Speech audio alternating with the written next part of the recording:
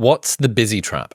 The busy trap is the idea that we're busy today because we were busy yesterday, and we'll be busy tomorrow because we're busy today. And it's this never-ending busyness that we get busier because we're busy now.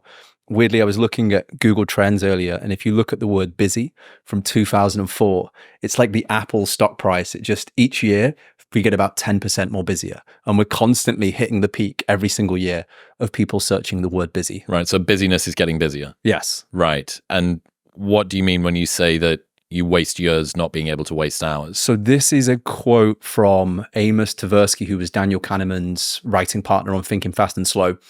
And when you hear it, it's like, as a writer, you're like, why didn't I write that? That is so good. You waste years by not being able to waste hours. And it's this idea that because we're so busy, we never get round to actually asking the bigger questions. We're constantly on the C+ tasks rather than the A+ tasks. And one of the memes I posted with this essay, it's two guys working extremely hard, like being super busy. And there's one guy in the corner who's like, "You're right, lads. Can I give you a bit of help?" And he goes, "We're too busy." And the guy's carrying a wheel.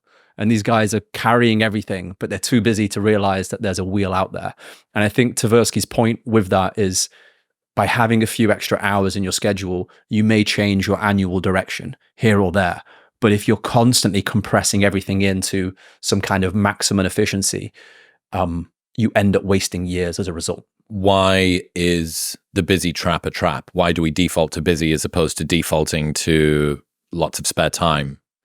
I think, well, there's, to quote the philosopher Molly May, there's only 24 hours in the day, Chris, which is a lie, by the way, which is a lie, not having to go to Molly, but there's actually 16 hours in the day. Like, I find the fact that we talk about 24 hours when we sleep for 8 hours is absurd. It's like confusing your revenue with your profit. It's putting up the Shopify screenshot. It's like, how much did you spend on other things there? So you have, let's say, 16 hours a day, and that's pretty lindy.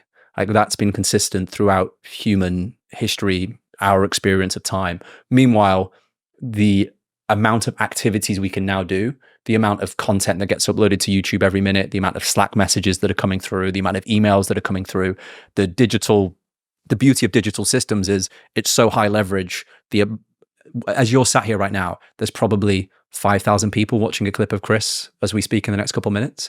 And that, at the digital level for yourself, is a constant problem because you only have 16 hours in the day, yet there's things that are constantly coming through. Unless you're proactively trying to put systems in place, you will just get destroyed by the busy trap. We also learn in school to do work without questioning the work. Yes.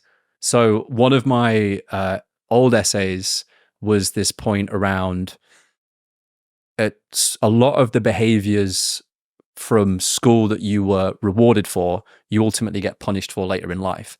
And a lot of the behaviors at school that you were punished for, you ultimately get rewarded for later in life. And it's this sad change of affairs. I realized my age from like 20 to 29 was just trying to rewrite what I learned from 10 to 19. So it's been a clusterfuck. And one of the behaviors that you were punished for in school that you get rewarded for later in life is asking, why are we doing this? Does this make sense? Is this the most important thing to be working on? If you said that in your like year 10 algebra class, it didn't go down well. Shut up, Mack. Yeah, exactly. But what did go down well is if you just complied and took the schedule as it came through. And I think you basically have these digital systems compounding on top of these weird or, let's say, incorrect behaviors that you learn at school. Yeah. And what about the trap element of busyness? Why does it sort of why does it cyclically make us more prone to being busy in the future? Everyone's experienced cleaning out their inbox, and you realize you've not cleaned out your inbox. You've just essentially chopped off Hydra's head and another head has reappeared. So the more you almost try and defeat busyness, ultimately the more busy you become. Actually, my number one test for myself, because I've been this guy, still am this guy, recovering busy guy, the number one test I have for myself is I know I'm too busy if I don't know what the most important question is right now. What do you mean by question? The priority, the thing I need to be answering. And the irony is, if you don't know what the most important thing to do in your life right now is, or the most important question to answer, or what the number one focus should be, you've actually just found it. So that's quite a beautiful thing within itself. So if you are concerned that you're too busy, whenever I'm concerned that I'm too busy and I go, I've not figured out what the most important thing to focus on right now is, I've just focusing on what is the most important thing to focus on right now is what to focus on. Yeah. What are some other signs that you're too busy? Like when you think back to the times when you've been drowning in busy work, what are some of the other things that come along for the ride? I think it's a funny message I got sent the other day when I posted this from my friend Phil, and he was saying how the essay hit him, and he asked himself this question, which was, let's say he set his 5 goals for the week, and he said, if I got them done by Tuesday, how would I feel, or what would I do? And he goes, I think I'd go in this full-blown anxiety of what do I do for the rest of these few days?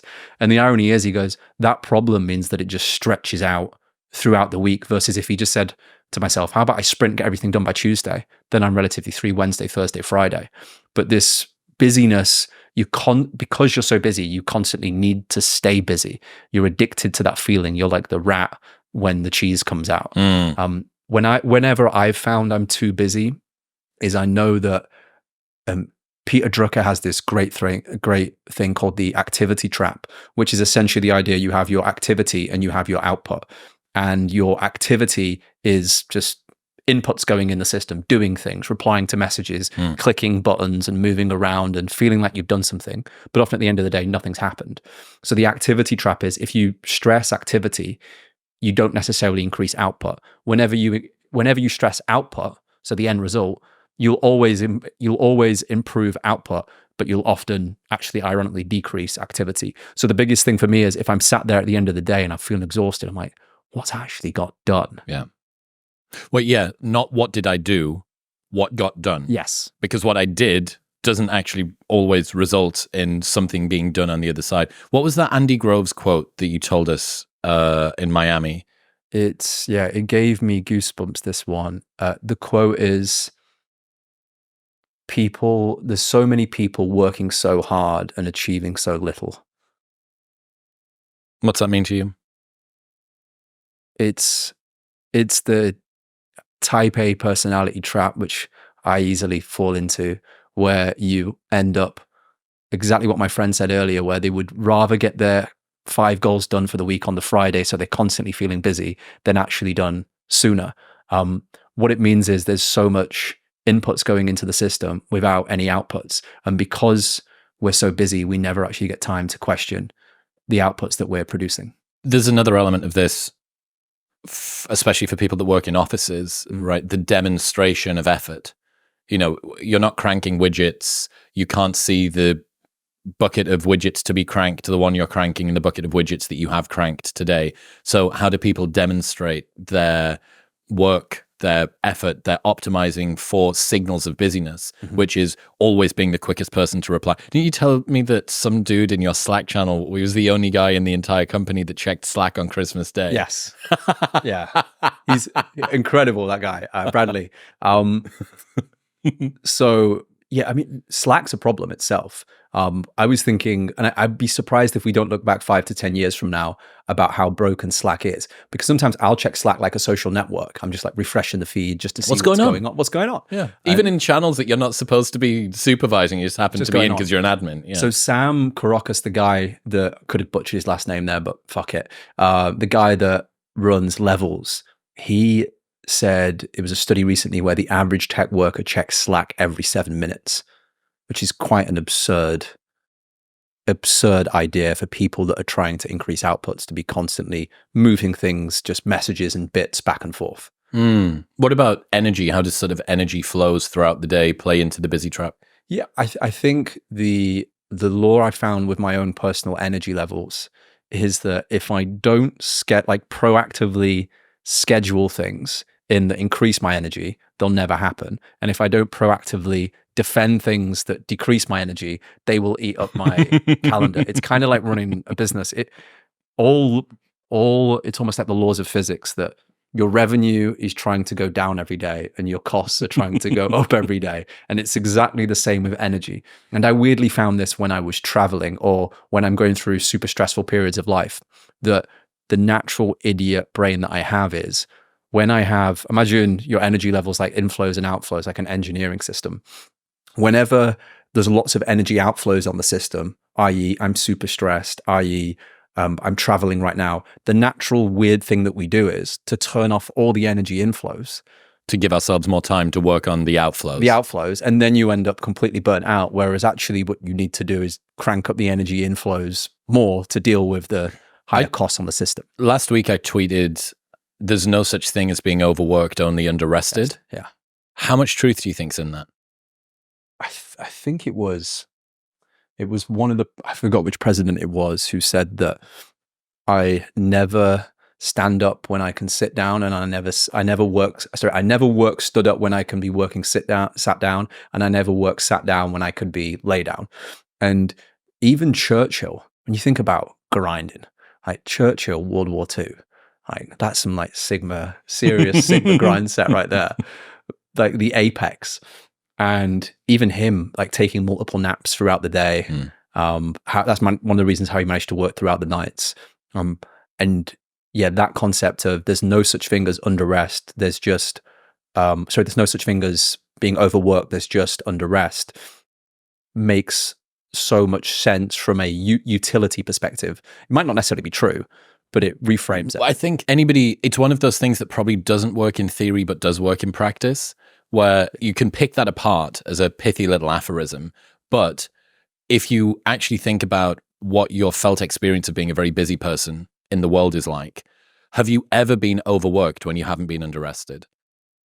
Has there ever been a time when you've gone, wow, I'm rested, but also overworked? No, almost never, because of the busy trap, because of the fact that you continue to loop yourself back. Oh, well, I'd better reject all of the things that give me more energy by meditating or breath work or getting up early or going for a walk or going to the gym or spending time with friends or turning the AirPods off for 5 minutes today.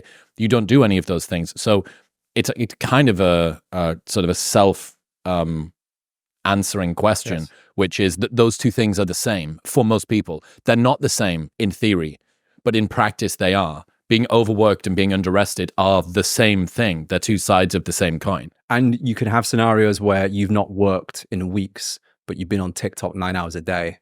Still not underrested. Still not rested. Still not rested. And you can have other scenarios where you've worked the hardest you have in your entire life, but because you've got those energy inflow systems dialed, you don't reach the same burnout that you would. And it's another hidden and observable metrics problem too, right? That what you're trying to optimize for is quality of life, clear thinking, great ideas, opportunity to have leverage on what it is that you're coming up with. Where does that appear on my Slack analytics, on my balance sheet? It doesn't even really appear on my fucking Whoop data, but the number of emails that I sent, the reduction in my total number of unread messages, all of that stuff, super easy to quantify. So you're sacrificing the thing you want, clear thinking, for the thing which is supposed to get it, which is clearing out admin tasks. Yeah, it's quite horrific how much time we waste. Like, one of the experiments is to go back to your Google Calendar this time last year and look at certain things that you did, and you'll often realize that most of it was a complete waste. Does any of time. Of this matter? Well, I mean, there's always that power law that exists. I heard yesterday that even Warren Buffett, in one of his shareholder letters, said that I think it was only 12 of his investments that really moved the needle for Berkshire Hathaway, which was about 4%. So even the guy, like the best allocator in this case of capital rather than time, only 4% of his bets were correct. So and that's him spending so much time thinking every single day. And if you're then so busy, we're not even going to get past the 1%, or at least I'm not. You said bringing a Victorian factory worker mindset to the age of infinite leverage is like bringing boxing gloves to a drone war. Yes. One of my favorite lines. I think I need to flesh this idea out more, but this was kind of a aphorism to myself I try and paint on the back of my eyelids, which is this idea that, let's say you have quote unquote type A, type B personalities. I don't know if it's an actual thing, but just for the utility of categorizing them, you have type A personalities that they have what feels like a work ethic problem. they constantly feel lazy, but it's actually a work ethic problem. It's actually a leverage problem disguised as a work ethic problem. And type B personalities they think they constantly have a leverage problem, but they actually have a work ethic problem. And you'll be able to immediately bucket those people inside your head immediately. Yeah, I think a lot about trying to dial back busyness. Both of us are kind of permanently fighting this entropy on a morning. Well, what should maybe time block the morning and protect it? Like, go through some of the tactics that, like, from a strategic perspective, that you've used personally to try and defend the busy trap. So go back to cocaine kale phone. Mm-hmm. Everybody should know that by now. 2 separate phones. I'd say the busy trap for me, probably the easiest thing is having a big 3. So I got this from the concept of 4,000 weeks, and having a big 3 of things I need to do. And then everything else just goes to the everything else section. And the idea of only being able to have 3 tasks on the big 3 makes you prioritize things by definition. I think ultimately the opposite of the busy trap is prioritization, which is such a difficult skill when there's infinite things coming at you. Yeah, if there's so much that you could be focused on, and permanent notifications, this ambient sense that you're falling behind. Oliver Berkman has this beautiful sentence where it's in the productivity debt essay that he does, and he says, I just have this vague sense, this vague fear that I'm falling behind. And I think that kind of really encapsulates, at least for me, if I take too much time off. And here's the brutal thing. You realize that you have become your own taskmaster in many ways. You complain about the prison of your busyness, but you realize that you're the guard that's holding the keys to it. You've locked yourself in and thrown them out. Perfect example of this. If I spend a ton of time working, and all I can think about is, oh God, it'd be so cool to just have like a couple of days, and I play pickleball and I have fun with my friends and I go and do this thing.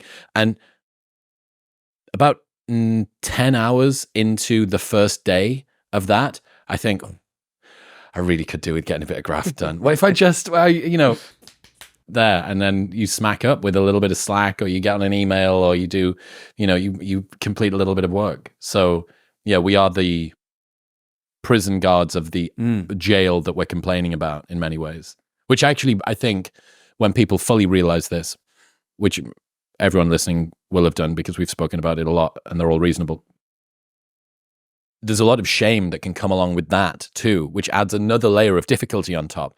You say, God, I'm choosing to do this to myself. I don't need to answer my boss's email at 11 p.m. at night. He's not expecting it. I think it's even illegal in France or something. They made that law, right, where you can't contact. It stinks of a threat of you. Yeah. That you can't contact workers outside of their hours of work. Wow. I think it might even be like how China used that streaming service to stop kids from playing computer games. It might be like cold turkey or frozen turkey, but for work email or something. But yeah, they're trying to have this sort of workers' health act where people don't work outside of it. But it's always been you. And then you realize, oh God, it's me. And then you think, God, how shameful am I that I'm wasting my life? I'm choosing to do this to myself. And then you start to layer all of these stories on top.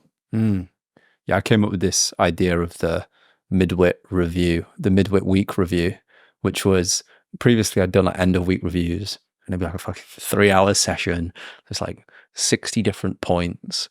And my midwit version now is for each area, so like health, life, work, what were the 3 wins this week? And then what are the 3 things that would actually move the needle for each one? And then, what do you mean when you say move the needle? I can play in terms of leverage, in terms of prioritization. Because otherwise, unless you really think about each action, I put that thing in the essay, which is if you don't have 20 minutes each day to think about what's the most important thing, you probably need an hour. So again, another note to myself.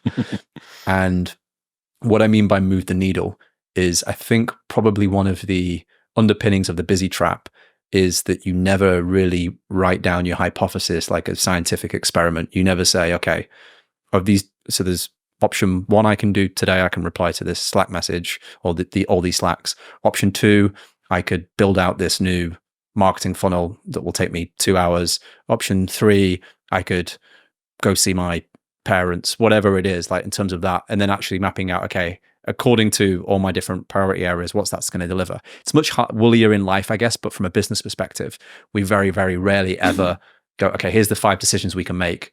How much time is each one do we anticipate each one will make, each one will take, and how much revenue or profit will this thing make? And What it's only the then when you, of this thing. Yeah. Yeah. But we're having to play within the observable metric paradigm again. Yes. Like, look what we're defaulting to.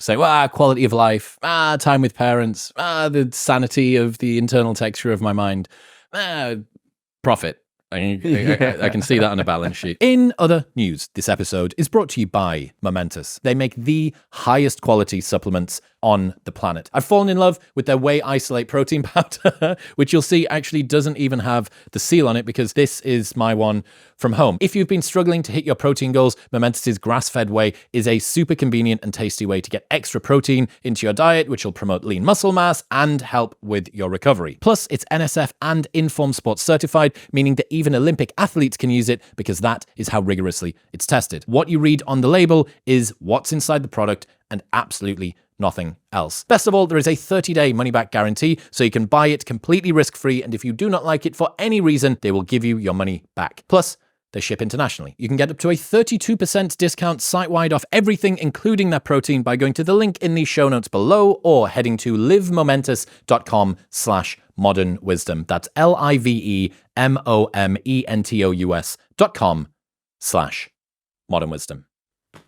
So you've been in the US 3 weeks now? Mm-hmm. Yeah. No, more actually, because you did Miami. Yeah. We've been talking a lot about differences between the UK and the USA. What have you come to believe about that? So my biggest takeaway from being in America as a Brit is it's like finding out my dad had a kid with another woman that I never met, and we meet for the first time, and I'm like, you're kind of me, but you're not me. It's like he spent a bit more money on you. He made you believe in yourself. Your mom was clearly much nicer or kinder. And you go, oh, Americans, like we're kind of the same. But it's like Brits with self-belief. Brits with self-belief is what Americans are.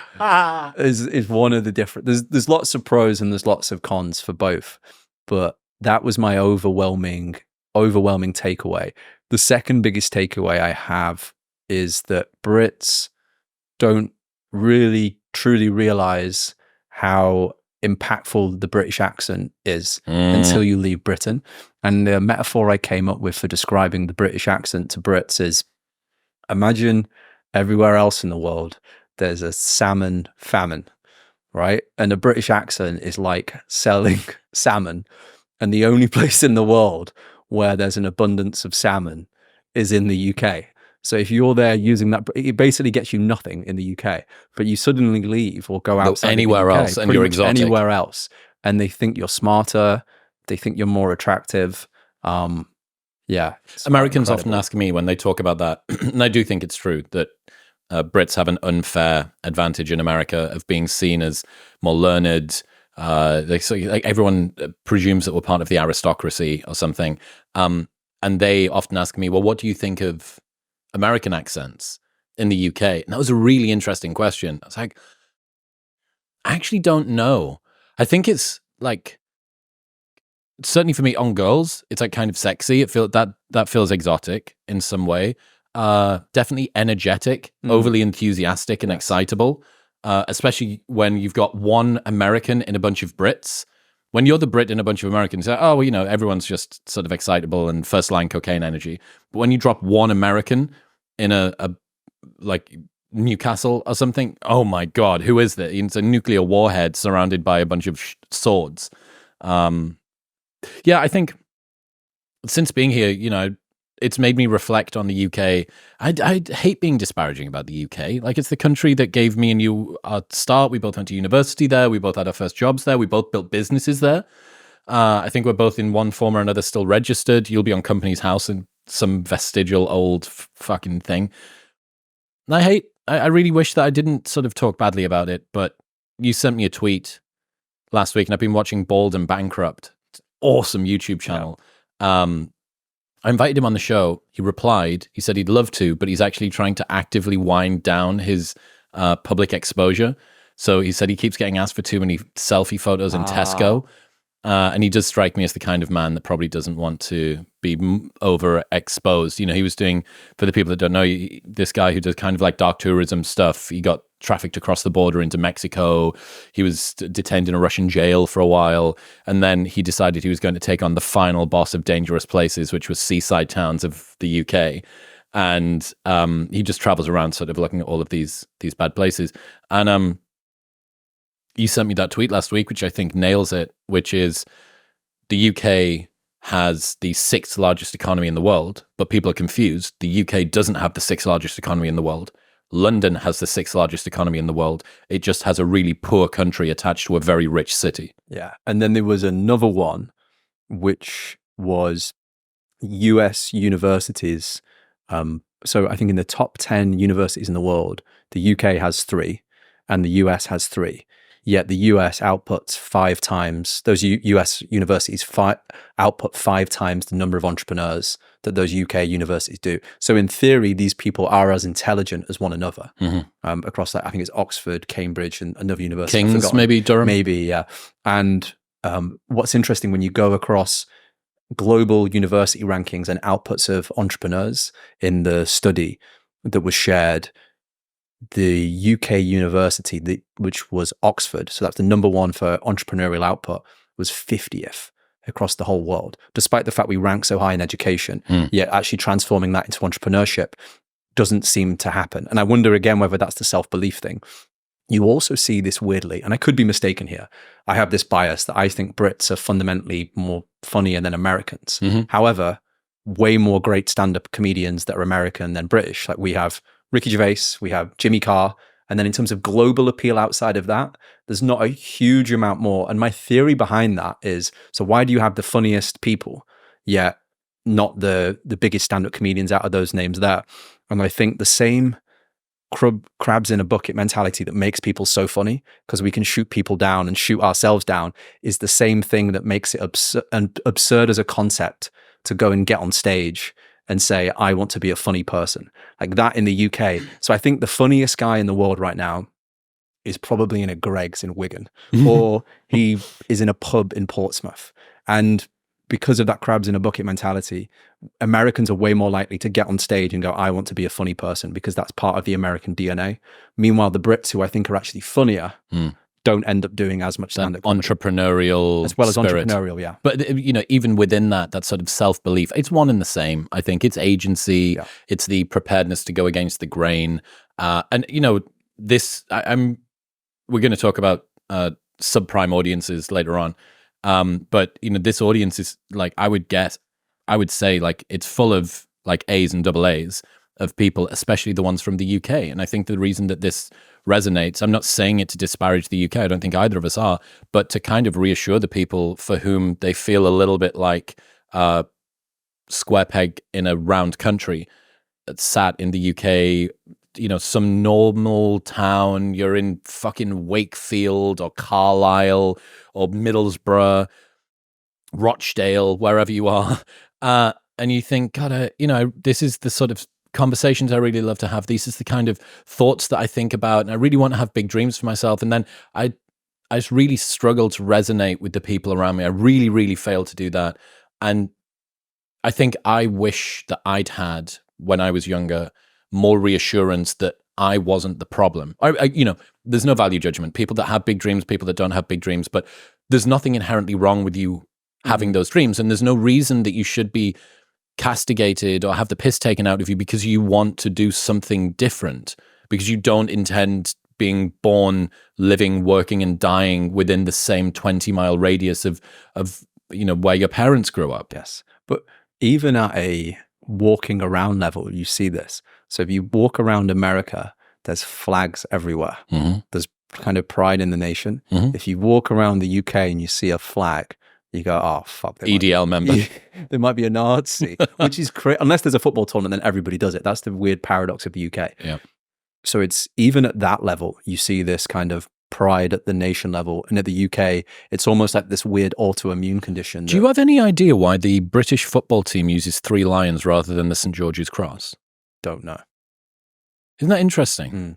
Because I don't think Scotland does, and I don't think Ireland does, and I don't think Wales do. And I can't think of any other team. Actually, the England cricket guys will do the same thing. There must be a reason. Someone will be correcting me in the comments as we speak. But that's, for the Americans that are listening, British national pride, like BNP, British national pride, and it's not that, but like, it's just, it doesn't exist. And then you come over here and it is nice. It's nice to hear that people have got pride in their country. So the probably the critique people have of us right now is that we're critiquing Britain way more than we are critiquing America. But I'd also point out that's part of being British. You're way more naturally to critique yourself than to critique other people. And I do love that side of being British because you're way more self-analytical. I think in terms of other differences between the UK and the US that I've noticed in terms of benefits for Brits is because Brits like take the piss out of one another on average way more. It means that you do have maybe that lowering self-belief, but you're almost a bit more anti-fragile. So if people do say a remark, you've already cracked a joke worse than that in the past, or your friends have, particularly. And I think the more northern in the country you go, the more it is the further away from London that you get, the more piss you have taken out of you. Exactly. Whereas in America, I think people are a lot more, could be more fragile to comments like that. Whereas the Brits, the same way, I always say another difference, there's 2 big differences that I think explain the differences between Americans and Brits. So one is simple A/B test of when you meet an American and they're super enthusiastic and excited and the Brits aren't. If you actually go historically back, there was a simple A/B test, which is when the boats came and said, hey, there's this promised land far, far away. We can't show you a video because videos don't exist yet. You may die on the boat. Do you want to come and visit this crazy land? The Brits were the ones who were like, what a ridiculous idea that is. I'm going to stay here. I'm staying in Skegness. And the Americans were the ones who were like, yeah, bring it on. Yeah. And that A/B test fundamentally explains it. As well as when you think about it, historically, Americans have, apart from Pearl Harbor, and that was quite far away from America, let's be honest, have never had an attack on their homeland in recent history. 9/11 not count? The 9/11, yeah, there you go. That's one example. But comparing that to the bombing, like World War I and World War II, like the whole cities completely destroyed. So there's definitely more like scar tissue built up that makes Brits, I think, a little bit more grittier in some regards than Americans as well. Yeah, I don't know, man. I'm pessimistic. Yeah, I can tell. It's for certain people. I had this discussion with Piers Morgan. Piers was like, I like people bringing me back down to earth. I like the mockery and stuff. I'm like, Piers, that's great for you. It doesn't seem to work too well for me. Like my desperate requirement for validation and reassurance from the world, like wasn't being very satiated in Stockton, right, or Newcastle. And then you come over here. One of the best things, and this is something that anybody anywhere on the planet should do, and this is one of the coolest life hacks I've taken since being in America. And you've seen me do it to you, and you've like toe cold at a bunch of parties, which is when in America, at least in my group of friends, you are the new person in a group. Your friend that knows you and knows the group will introduce you and tends to do it in the best 30-second show reel of you that anybody could give. You know, he's got this amazing marketing agency. He's a phenomenal writer and he's pivoting. He's kind of champagne homeless at the moment. He does all of these things. And like, that's a really lovely gesture. It's your friend. It's an opportunity for them to do something nice for you. It gives you the best impression on the group. And it reminds you about what your friend kind of says about you behind your back when you're not there. And it's like, it inflates you a little bit and makes you feel good and warm and stuff. What would the equivalent be if you were a British friend being introduced to British friends by a British friend? It would be your worst ever story. Correct. Certainly the northern, again, this is a northern thing, I think. This is George. Shit himself last week. Like, you know what I mean? Still has wet dreams. Yeah. Like, you know. Yeah, it is interesting. Like the introduction side, how we introduce one another. I've definitely found Americans are much better at selling themselves immediately, whereas I think Brits often downplay themselves immediately. There's a big difference there in terms of like ever so slight cultural differences. One of the reasons why I think America has been so successful so far, and one thing Britain could improve upon is, if you look at human beings, I think what makes human beings, if you put one human being in a jungle, it's that classic phrase that you put one human being in a jungle and you've just introduced prey into the environment. But if you put 1,000 human beings into the jungle, you've just introduced a apex predator of which the world's never seen before. So the only thing that really makes us special, if you look at us, we don't hear that well compared to our animals. We're not that fast. We're not that strong. We're pretty shit across the board. But our ability to cooperate is what makes us unique. It's the classic Steve Jobs thing of, if you looked at, I think it's energy efficiency in movement, humans are so far down the rankings. Like, there's so many animals ahead of us in terms of, to do a mile, how much energy they need to burn. But if you look at a human being on a bicycle, like, human beings have just blown through the charts. And he has this great quote, which is, the computer is the bicycle of the mind. And if you then go back to, well, ultimately the only thing that makes us unique human beings, because we're shit about everything compared to other animals, is our ability to cooperate. If you have a more enthusiastic society that supports one another more, you can cooperate more, which means that you'll then have way more economic output, because in a certain country that's more optimistic, that goes, I've got this idea, a load of naive Americans are like, great idea, let's do it tomorrow. Whereas a culture that's more maybe cynical means that those ideas don't happen, which I think explains why across these universities we have essentially the same IQ levels, the same intelligence levels, better accents, more salmon, but 5x the number of entrepreneurs in America. In other news, this episode is brought to you by Grammarly. With Grammarly, you no longer need to spend hours on emails. Now you simply write an email with all of the grammatical errors, literally all of them, left in. Then use Grammarly's app to fix it and make sure that it matches your tone. It's literally like magic, and it will have a massive effect on your productivity. Plus, when you sign up for Grammarly Premium, you get advanced suggestions, so your writing is always personalized, consistent, and matches the right context every time. Honestly, upgrading to Grammarly Premium saves so much time and makes you sound way smarter than you are. It's the writing equivalent of having a British accent. So sign up to upgrade to Grammarly Premium and level up your productivity by going to the link in the show notes below, or heading to grammarly.com/modernwisdom. That's grammarly.com/modernwisdom. What was that thing? Another person. So two guys that I wanted to have this conversation with. First one, bald and bankrupt, and that's fine. Like, he wants to take a step back. Second one, Tom Blomfield, guy that founded Monzo. Yeah, which is where I got the thing from. Swing and a miss. Another one for me. I got rebuffed twice in the space of a day. Well, it's interesting, both the founder of Monzo and the founder of Revolut, so the two, you'd argue, the most successful UK companies that have come out recently, both of them are having huge issues with the UK, I believe. So Tom obviously wrote that piece about the UK culture and how he's trying to fix it. And I think the founder of Revolut has either left or wanting to leave because of the regulation that exists there. So two of our best entrepreneurs. Tom lives in SF now, right? Yeah. He's part of Y Combinator. What else do you learn anything else from that Tom Blomfield's article? He wrote it on fucking Tumblr. Oh, really? That blog didn't post. even notice that blog post is on Tumblr. Oh, wow. Yeah. There you go. Brilliant. Maybe it's Who knew that CEOs of a savvy internet startup bank and 13-year-old girls posting emo photos, also, that's the like horseshoed around. I mean, probably the other takeaway I would say is vision. So I always look at, let's say, and again, a lot of people who listen to this podcast might hate these places, but the one thing you can give them is, when you go there, you kind of get a vision. So whether that's Austin, whether that's Dubai, whether that's Miami, whether that's Singapore, whether that's El Salvador right now, even Saudi Arabia, you may not like those places at all. But when you're there, or you kind of see what they're doing, you go, kind of get where you're going. There's something happening. Whereas with the UK, I think fundamentally that's probably one of the problems right now, is that you don't fully know where the country's going. Yeah, that's a really, really great problem.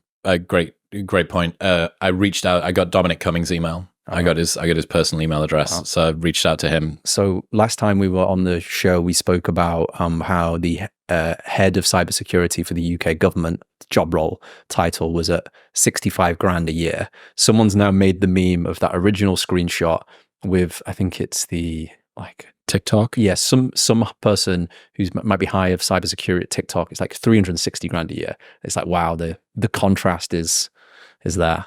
Yeah, I don't know, man.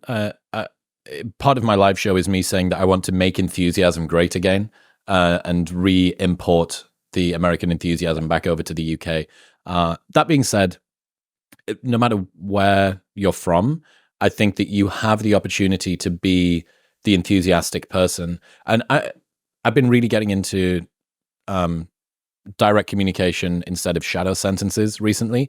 And a lot of the time, I think to myself, what would have happened 10 years ago if in the northeast of the UK, the group of friends that I had that were around then, you know, Darren, Johnny, Youssef, like those guys, what if I'd gone to them and I'd said, look, like, I want to make a real hard left turn in terms of the sort of demeanor and the way that I view the world. And I've heard about the fact that more enthusiastic groups of people seem to do better. They have a 5 times increase in entrepreneurial success. And, you know, we have the same levels of skill, better accent, more salmon. Why can't we deploy this?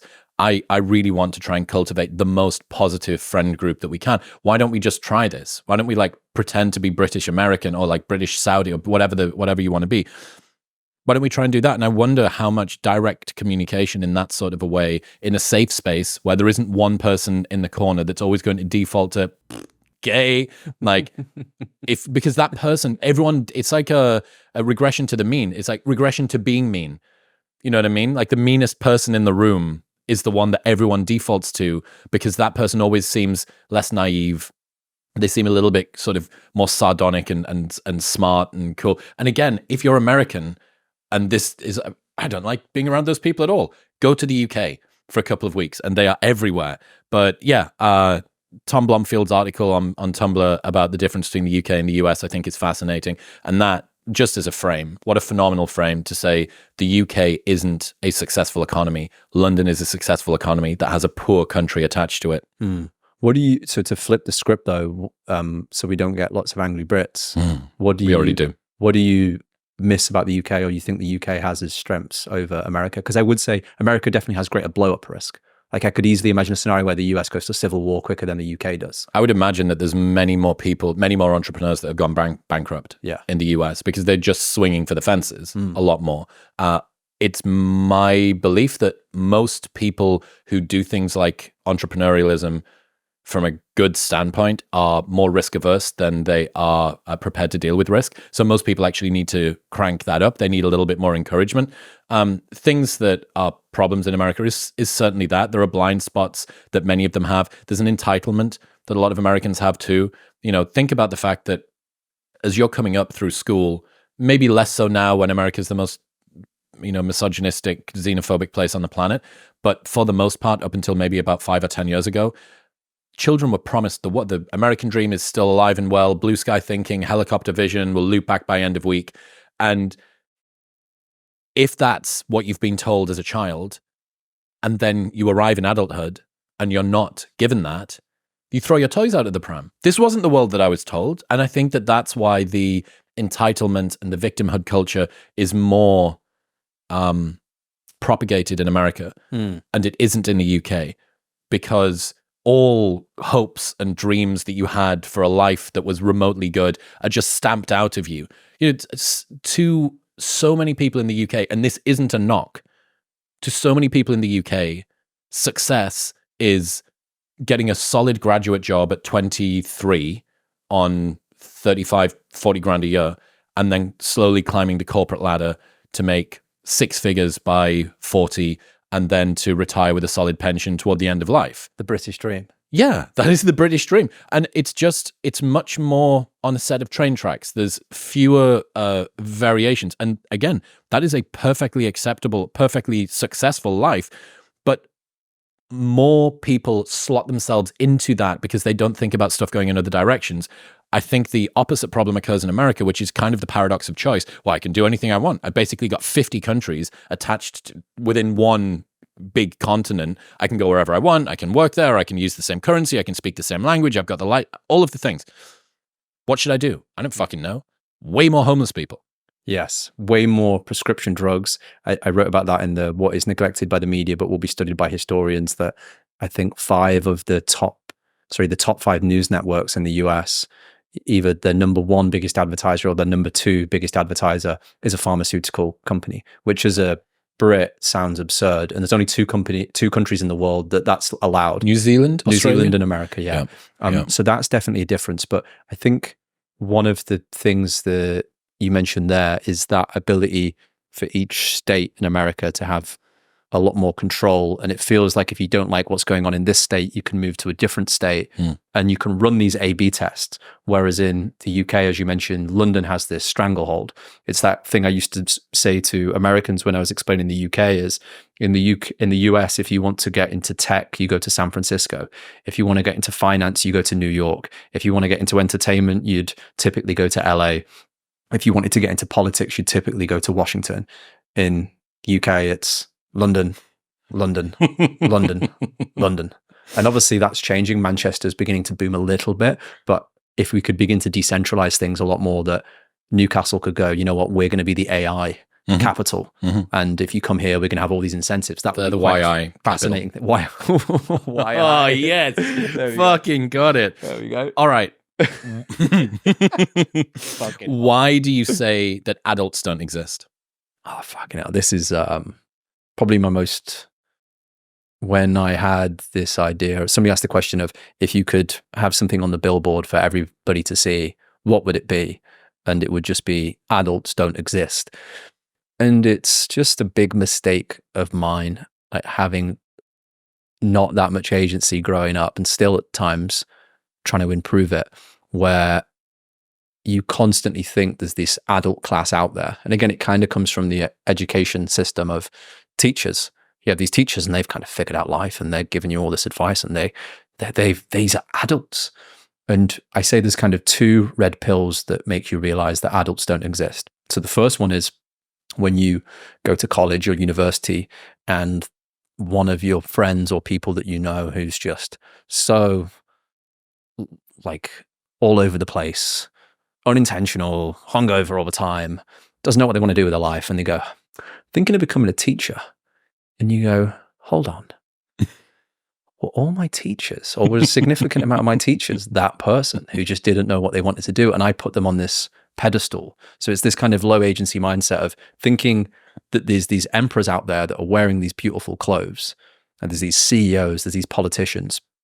But actually, the more high agency perspective is realizing that they're just grown up children.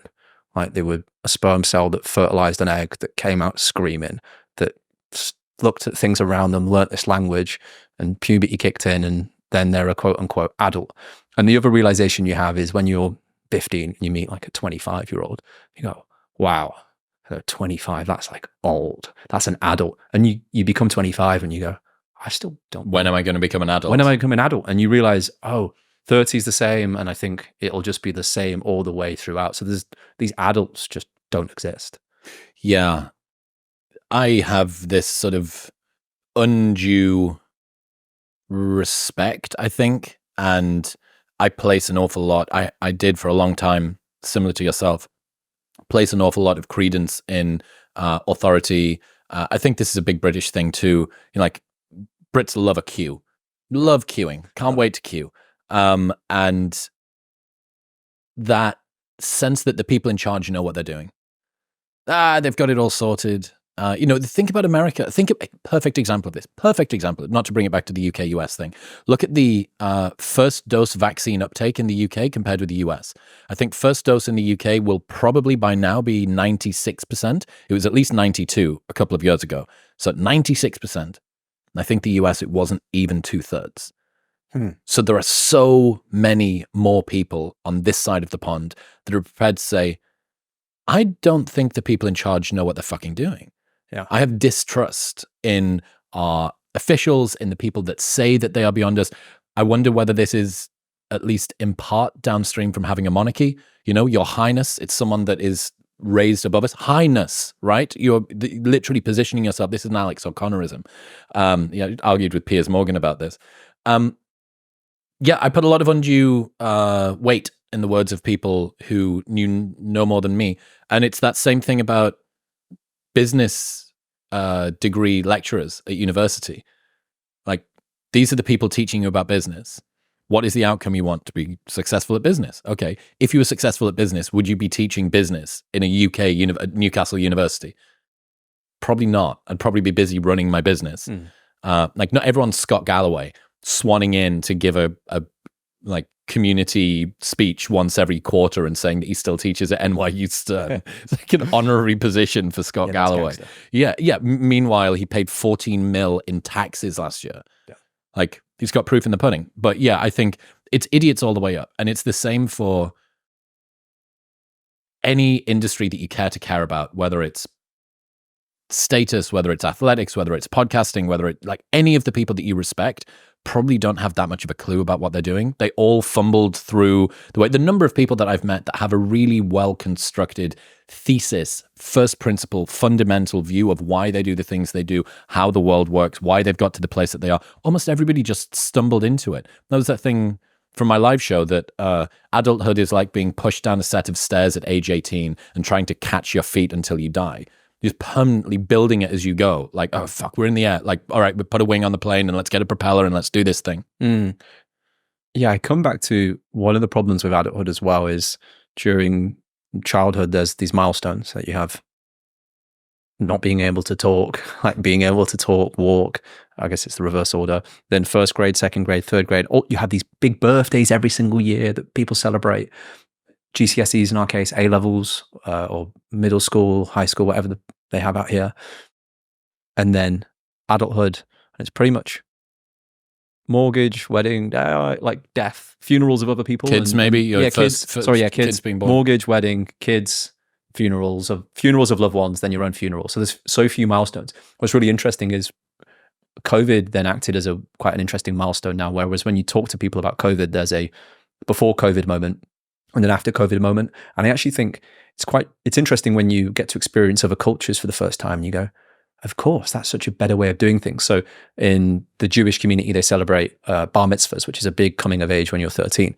And I think there should be some kind of bar mitzvah for turning 25, because your brain kind of fully develops when you're 25.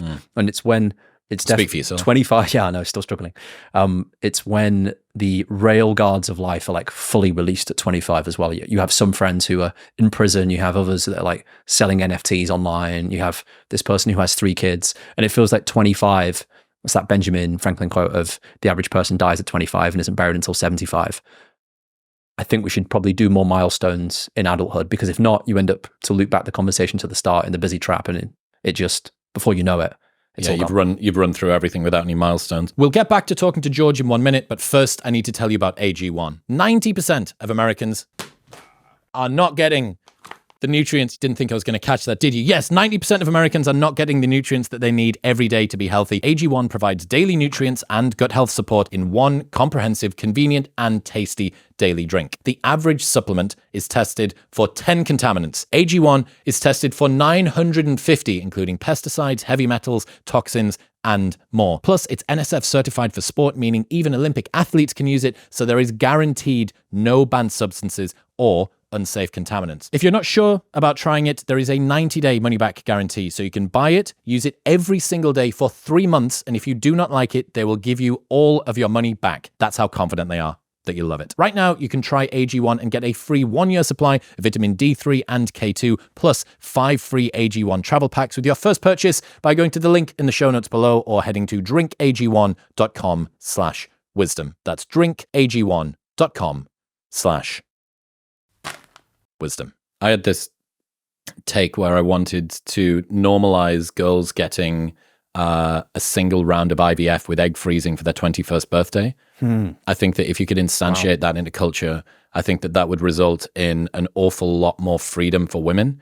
And I get a lot of criticism for being like way too pro-male, apart from all of the pro-male people online who think that I'm way too pro-women. Yeah. But I think that this is just a win for everybody. I don't know anybody who loses. It's not a fertilized egg.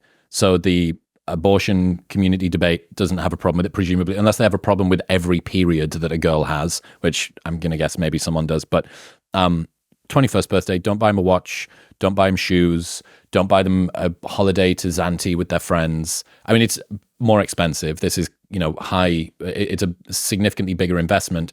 But I think that it just opens up so much. And that would be another milestone in some way. And it would be the best insurance policy that you could think of. And it would help to combat declining population, declining birth rates. Like, it's just that 21, peak fertility, fantastic quality of eggs, one round of IVF is going to get you, God, I don't know what you get at 21. I've never even seen data on it. Like maybe like 15, 20 viable eggs that you'd get.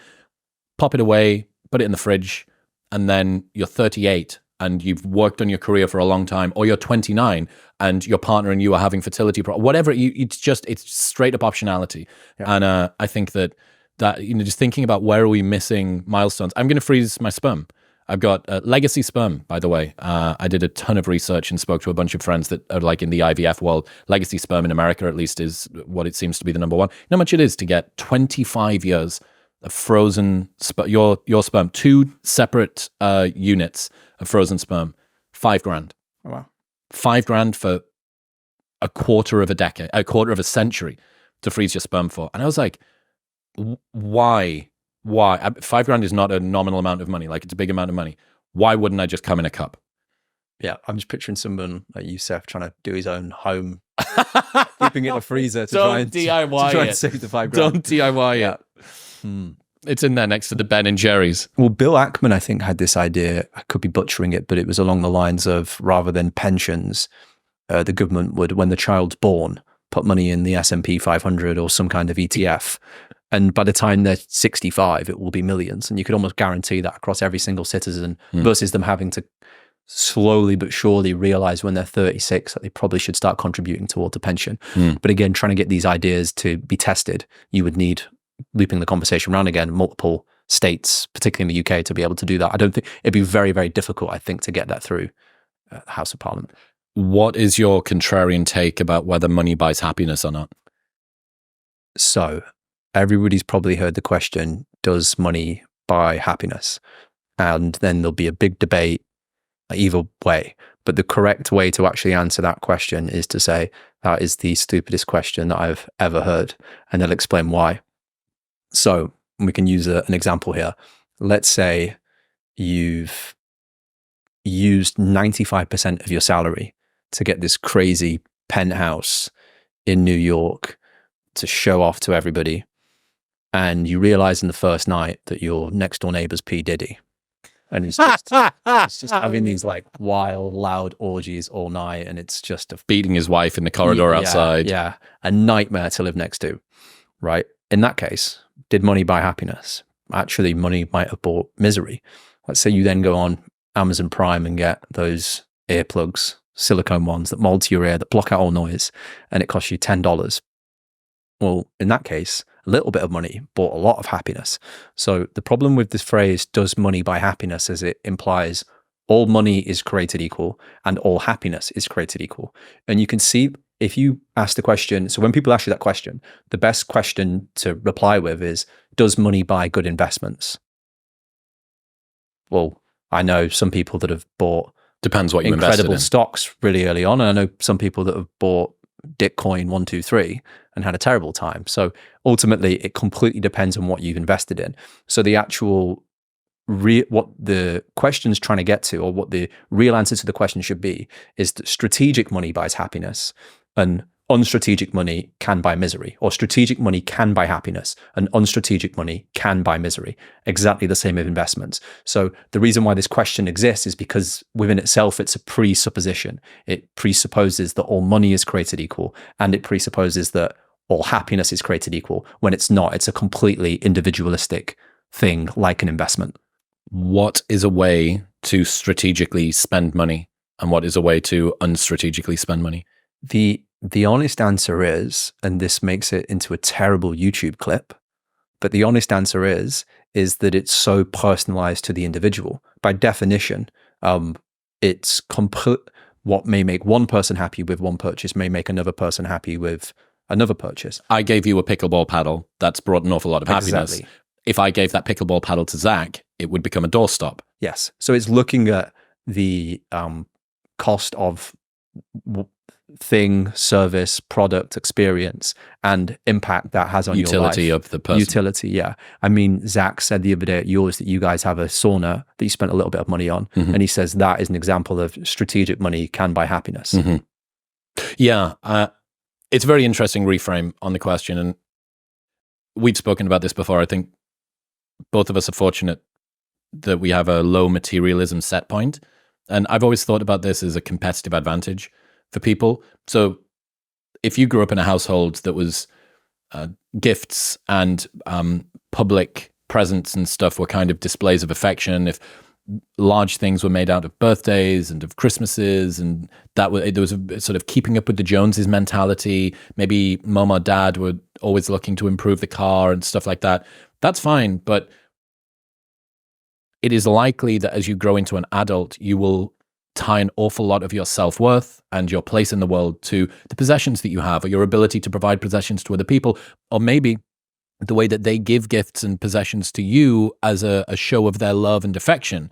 And again, hidden versus observable metrics.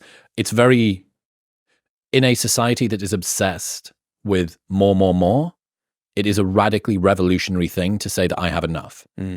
And I have always seen, of all of the different mental pathologies I've got, and it's a fucking laundry list, one of the ones I'm most glad that I don't have after alcoholism and sort of substance stuff is a need for materialistic possessions to make me feel satiated and satisfied and enough. So if you are the sort of person that doesn't have that, if you don't have a drive to get more possessions in order to make yourself happy, you can basically see that as your happiness burn rate is way lower. It's 10 times less, 100 times less than somebody else. And you could have been brought up or born with the predisposition where you had to have the newest car, you had to have the fanciest bag, you had to always be flying away on holidays.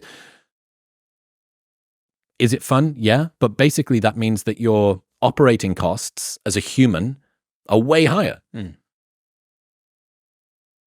Yeah, it's a good point. I reminded of, I forgot who said it might be Coco Chanel, of the best things in life for free and the second best things are really, really, really expensive. But yeah, the more I've realized as I get older is, the money by happiness question is so absurd, and all it comes down to is how strategic you can be with your money. When it comes to you said it was personalized. Yeah. When it comes to you, what are the places that you have found a disproportionate investment leverage, where when you spend $1 on it, are you getting 10x return in terms of your money for happiness? Earplugs. Goes back to literally, not because I'm next to Diddy, but earplugs, especially when I'm traveling around, because if I have one bad night's sleep, and I get these silicone moldable ones that I exchange each time, it's like $5 to $10 a week, which sounds like quite a hefty earplug budget, but it's definitely way more than any like materialistic purchase that I've made. Essentially anything that makes me feel better throughout the day or speeds up time. What sorts of things? Paying for access to a sauna that I can regularly go there, for example, or if I'm looking at an option where I'm staying that's slightly nearer a gym, thinking through just based, I always come back to like one of the things I think about is like high leverage relaxation. So look at things that recharge you, that give you the most amount of energy, and what has the lowest cost or the lowest energy to produce that. So those two things in particular, being able to see friends, getting like Dickie gave us this at my birthday, because I've never experienced until I came here the difference between Ubers and Uber comforts. And in America, the Uber can be any car that pulls up. Whereas an Uber comfort, you're getting this like comfy little Tesla, and it's only an extra $2 sometimes for the journey. Depends on the ride. And that is like an example of a little bit of money there, strategic money. But if I'm going somewhere like today and I'm in like a nice Tesla beforehand and I can think about what we're going to chat about, versus if I'm in like a clapped up car that's breaking down, it's a bit more of a problem. Yeah, those are really good ones. Dickie had you can go all the way down to the very bottom, which is Exec XL, which is a big Yukon or an Escalade or something. And you realize when you actually price it together for the number of people that are going, especially if you're going XL, it's like maybe twice as expensive, but you feel like P. Diddy, right? But without the violence, stuff, without the violence, you feel like P. Diddy in his heyday. That's great. I'm trying to think about other stuff for me. Certainly paying for assistance with things that I want to do. So you were talking about high leverage recovery. Going to the gym is great. Going to the gym with the trainer. Yeah. You leave with more energy than you went in with. It doesn't sap your willpower. There's just somebody there that's telling you what to do. Same thing would be true for going to a CrossFit class, paying for a CrossFit membership. Like, the gym or Planet Fitness or something, I can get that for £13 a month. Okay, but how much of your energy is it sapping, or how much of your willpower are you having to use to get yourself into the stage where you can get some energy back? Like, you're spending energy to get energy. Whereas if you go into a CrossFit class or a Barry's boot camp, or you get a PT, or you do whatever. Last night I did a breathwork class. I think it was $15. Yeah. $15 for a breathwork class for an hour. I did as much breathwork last night as I did all of last week. An hour of breathwork last night, and I think I managed to get 4 15-minute sessions in last week, and it cost $15. So I think externalizing motivation, that's a big one for me. Good quality coffee, like nice coffee, nice water, stuff like that. And these are, for many people, goods that would push their spend to income ratio up a little bit. But you can get an awful lot of happiness out of quite low spend, and you'd be surprised at the places that it comes from. Yeah. The obvious answer is things that you use a lot as well. So shoes, Laptop. bed, laptop riser. Yeah. Why have you been obsessed with Roger Federer and Djokovic and Nadal? Because you just won't shut up about them. This is so good. So this came from Matthew Syed. And for me, I've always enjoyed like self-help and self-improvement, but there's a part of it that always felt a bit icky. And this metaphor kind of explains my problem with it. And Matthew Syed is a big tennis fan, and he talks about he would go and watch tennis, and it was such a unique point in history because you had the three GOATs at once. So in football, you had arguably the two GOATs at once. You had Cristiano Ronaldo and Lionel Messi. In tennis, you had Djokovic, Nadal, and Federer. And obviously in the self-help world or that space, it's like, this is the way. Or you see these Instagram reels and it's like, if you do A, B, C, this will happen. And what's beautiful about this metaphor that Syed tells is he used to watch at Wimbledon, the warm-up courts. So he'd turn up and Nadal's there. And Nadal is like full on Goggins, like biceps bulging, screaming as he's hitting the shots. In warm-up. Yeah, in warm-up, sprinting up and down to get himself into the zone, like going as hard as he can. Then you have Djokovic who comes out, who's almost an emotionless like robot who's just laser focused on getting the job done. Watches him warm up. It's like, hold on, these are the two GOATs at the same time, completely different way of doing things. Then Federer turns up and you can hear him laughing before he arrives at the court. He's trialing like trick shots. He's doing dinks. He's laughing with his friends. He's just finessing the ball left, right, and center. And these three, and obviously the debate between them, but these three are arguably the three GOATs of there at the exact same time, give or take, and had completely different philosophies to doing things. And that goes to show, and I've always now took that metaphor whenever somebody gives me, oh, you need to do things this way, or this is the way this gets done, and realizing, oh, okay, that's the Djokovic way of doing it. That might not apply to me, or that's the Federer way of doing it, or that's the Nadal way of doing it. Ironically, Nadal actually had the most amount of injuries, which is one thing you could take into consideration. But ultimately, there's no the way, as shown by those three. There's completely different ways of achieving essentially the exact same output. In other news, this episode is brought to you by Element. If you dread the thought of drinking plain water all day, sugary electrolyte drinks and lemon water that turn your teeth yellow just don't cut it, which is why I've partnered with Element. They make the best tasting electrolyte drink mix with everything that you need and nothing that you don't. With Element, hydration becomes a treat rather than a chore. Each grab-and-go pack replaces essential electrolytes like sodium, potassium, and magnesium with no sugar, no coloring, no artificial ingredients. It'll help to reduce muscle cramps and fatigue. It'll mean that you don't need to drag yourself throughout the day. You might not be tired. You might not need more caffeine. You might just be dehydrated. Also, they have a no BS, no questions asked refund policy with an unlimited duration, so you can buy it for as long as you want, and if you don't like it for any reason, they will give you your money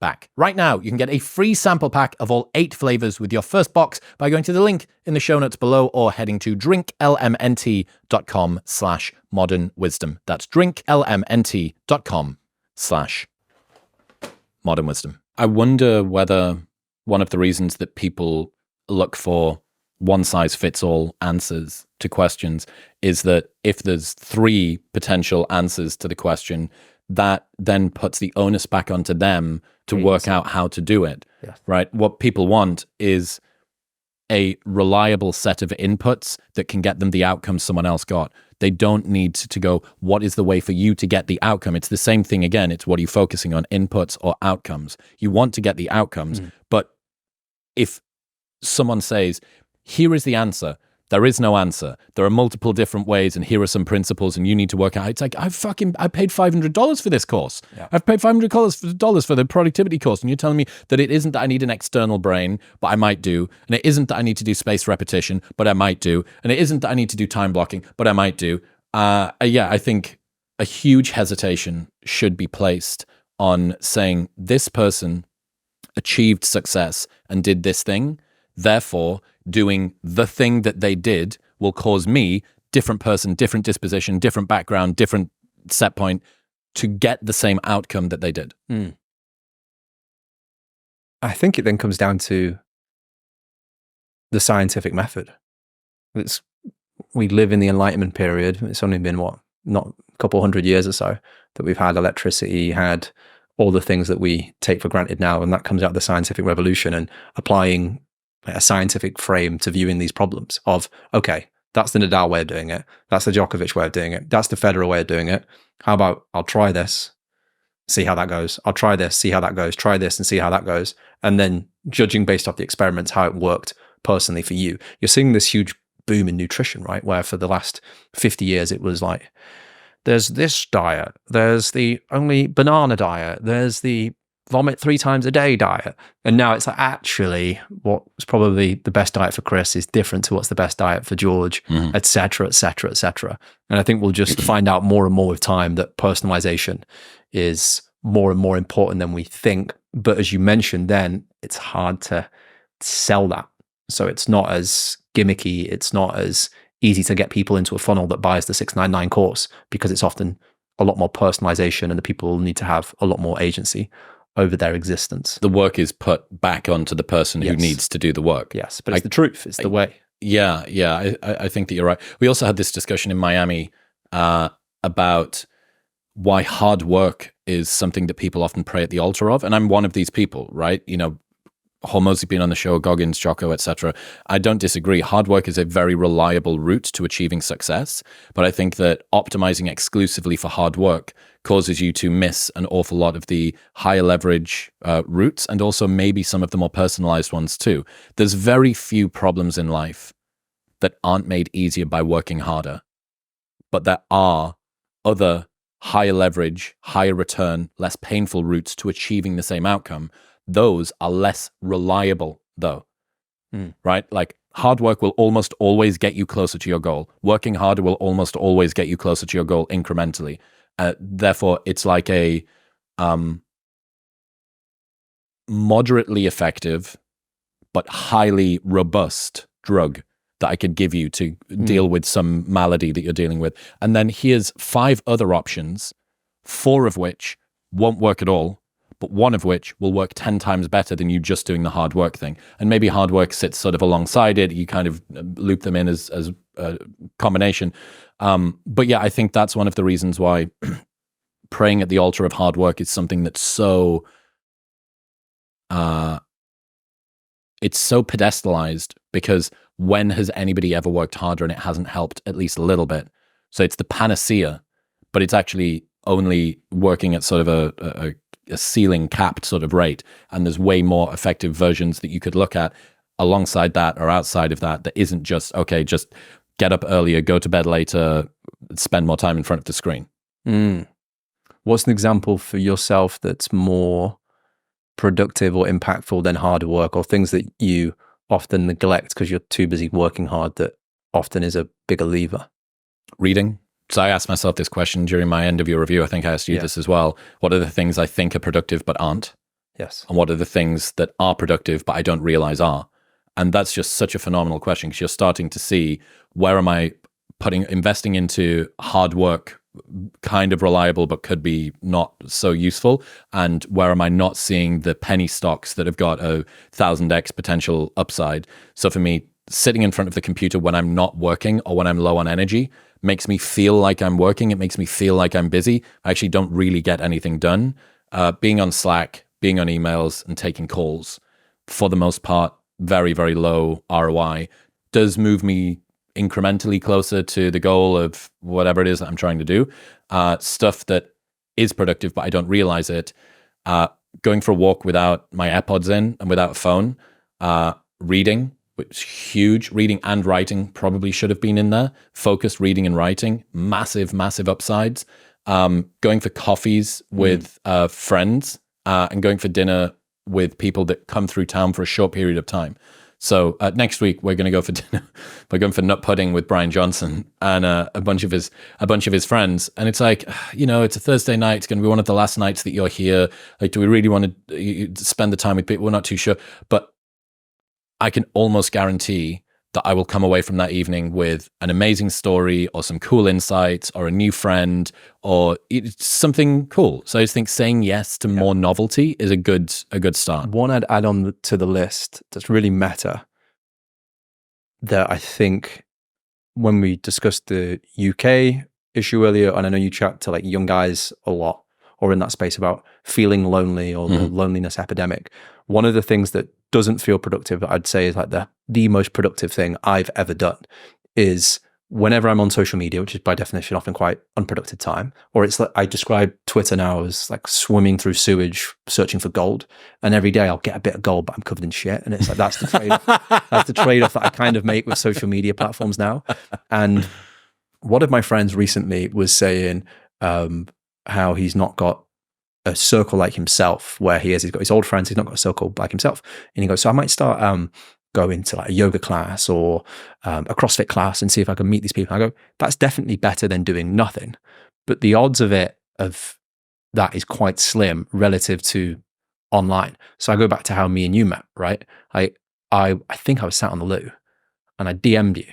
So it was just like, hey mate, and what did I mention? Something about Chrome extensions? You said, I see that you're coming to my office, coming to my place of work in a couple of weeks' time. Let's exchange Google Chrome extension. Right. So that, in terms of finding people who produced like something cool online and DMing them, like, hey, I thought this is awesome. If you're ever here, let's do something together. The amount of people that do that is so slim. I bet even, and the mistake people make is they'll go, right, and this will Grant Cardone. Yeah, they'll go, they'll try and punch way above their like relative standing. And I mean, the good news is that even if you do that, even someone like you probably get so many DMs. I know I get quite a few, but 99% of it is absolutely shite. So if you can even provide some value, you're immediately in the 1%. But I think the mistake that young people make, or that I made, is that you then try and punch upwards. So you try and go, let's find the guy who's got 2 million ABC or has got all the, like my dream, whatever.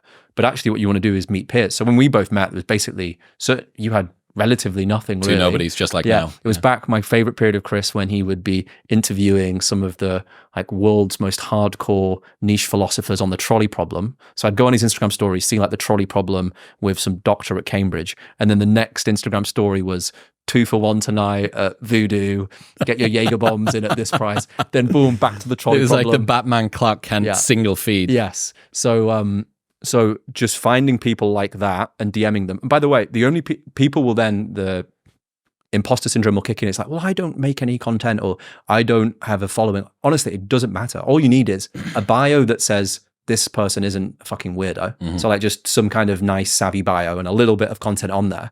And that's, I think, all you need. And you're better off finding peers than trying to find people you're fans of, because you're always going to have this like vertical weird relationship. Correct. Whereas if you meet people early on, you can then grow together, which is way more enjoyable. Because if let's say you're 20 now and you try and become best friends with you, like you're much older. You're not going to be going to like Ibiza with them. You're going to be boring relative to them. So finding peers that are on your level, and it's so easy just by scrolling through social these days. And people do not do that. Don't forget as well that if you find somebody that is at your level, they are going to be dealing with the same problems that you are. Now, me at 36, I can still remember like most of the problems I had at 26, but at 16, I can't remember any of them. I don't know what my mindset was like at 16. I can't even put myself in that theory. Ali Abdaal, I keep coming back to this. I don't know where he said it. He said, you want to teach people that are about 2 steps behind you because you can't remember the problems of someone that's 10 steps behind you. So he has this idea of permanently sort of laying a trail of breadcrumbs. And you basically get to lay and follow the trail of breadcrumbs when you're with somebody that's on that same level as you, right? You're similar age bracket, similar sort of background, similar sort of desire for where you want to go in life. The only thing really that you need to optimize for, two things. First one being vibes. When you spend time with them, are they a sofa friend or a treadmill friend? Do you feel energized and revitalized and regulated after you've been with them? Or do you feel a bit fucking irritated and you're like, oh God, like I need to chill out after that. That was like antagonistic, or I didn't like this. It just something felt off. Like, how do you feel post-content clarity, like post-conversation clarity? And then the second thing, are they optimizing for growth? Do they have a personal growth vehicle that they're moving along with? Basically, are they prepared to change? Because if you want to be someone who changes and you're around someone who doesn't change, it's always going to struggle because you're always going to be suggesting new things. They're going to feel like it's a value judgment on them, and they're going to feel like accused a little bit, and you're going to feel held back. So vibes and personal growth velocity. If you can match those two things, you've got a great set of friends that you'll continue to grow with. And it's so much easier to do that online. So going back to the reference of my friend who was like, I might go to the CrossFit club. And by the way, that's not like a bad way to do it. It's just the brick and mortar way of doing it. Well, it's so much more. I had this idea, as you were talking about it, that the finding someone online who you can tell you're going to get on with is a targeted strike from a sniper, right? It's one of those drone bombs that hits an individual. Going to CrossFit class is carpet bombing. Yes. And hoping for the best. That being said, I do actually think that spreading the, like, you know, in a typical CrossFit class, maybe there's 20 people. In a typical gym, there's 100. Like, there's a pretty big net there. So you are probably going to find, I mean, dude, run clubs. Jesus Christ, the run club that Noah runs here, Raw Dog Run Club, is fucking huge. And if you're the sort of person that at 8 a.m. or 9 a.m. wants to stand outside of a pizza truck and set off on a 4.5 mile loop, you've selected for a very unique sort of category of person there. So the more unique that it is. But if it was like I don't know, random yoga class. Something that's the barrier to entry is a little bit lower. You're actually going to be selecting for a broader range of people. Yeah, or like a networking event is probably the worst example, right? Any conference, any professional conference. So I go back to what's really interesting is we've now caught up where 10 years ago saying you'd meet people, saying you'd date somebody online, you was like this absolute basement dweller weirdo. And now it's completely at the whole dating market, and more than 50% of people meet online. And I'm convinced the number's higher, but people lie.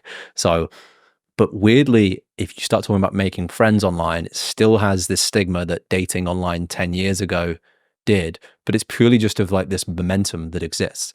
But I go back to, I reckon it's going to change with Gen Z. I think that's probably one of the most reliable or the highest conversion rate way of meeting people that are high signal. The problem is that locks people into only having online friendships. It's if you never transition out. And that's the problem with Gen Z. Yes. The Gen Z problem is that they're locked in to online friendships without transitioning them or graduating them to being in the real world. But yeah, I think there was an analogy that I remember realizing when I was thinking about pickup artistry like forever ago, and lots of guys were doing day game and keno escalation and stuff in the UK.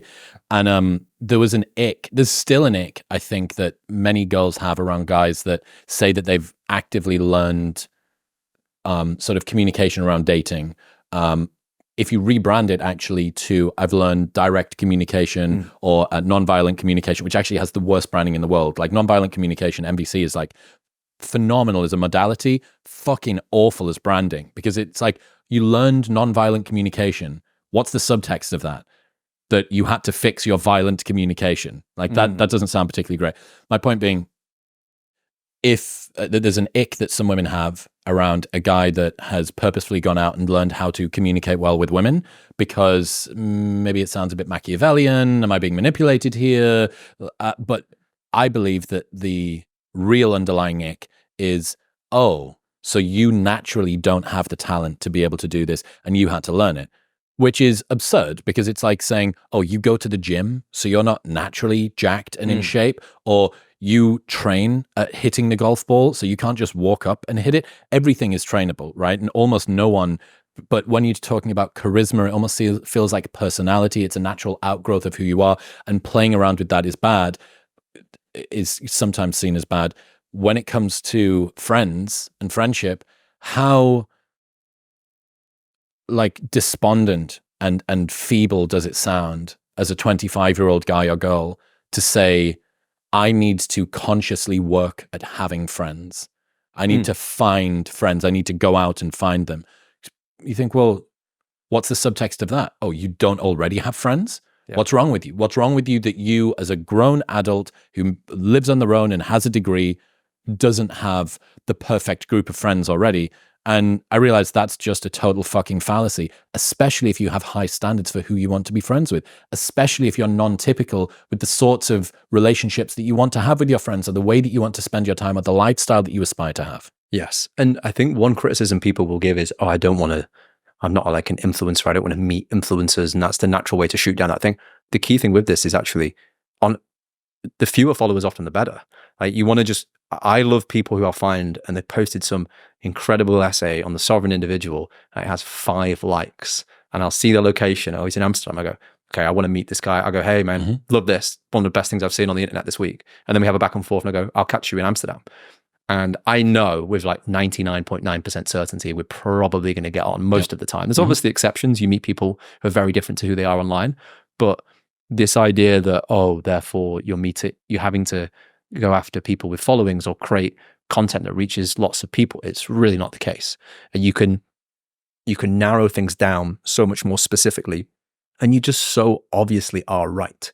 But there's just this ickiness that exists. And it's just this constant thing that exists in humankind where new technology comes along and we have this ickiness to people that use it. Naturalistic fallacy thing. The same people that mocked it are the same people that are then using it in 10 years later, or their kids are using it and they have no memory of mocking it in the first place. Oh, God, it's constant. It cycles all the way down from the start of electricity to the wheel. Probably the first guy that created fire. There were other human beings going, why do you need fire, mate? Yeah. It's all the way down. So just don't take the opinions seriously. It's one of my least favorite things about people who are unduly critical of different strategies, new technologies, and ardent that this is something that's wrong, who in future end up using it and don't acknowledge it. You should be forced at fucking gunpoint to issue a retraction about that thing. And I keep bringing this up because it's always in the back of my mind. Do you remember that WhatsApp photo of the single squaddie walking down the streets of London that was forwarded 1 million times? And it was like, martial law is going to be implemented in London during the middle of COVID. You're going to be locked in your homes at gunpoint, and this is the way that it's going to work. I got this thing sent, and it just got propagated around. I'm like, you can forward a message on WhatsApp, but then it went onto the real internet, Facebook posts and Twitter threads, and a breakdown of how it was all going to work. There were these tanks rolling through Miami Beach, and people sharing it. Like the World Health Organization are going to have health passports, and there's going to be digital ID, and it's going to be a surveillance state, just like it is in China. All of those people that posted all of that stuff, what the fuck happened?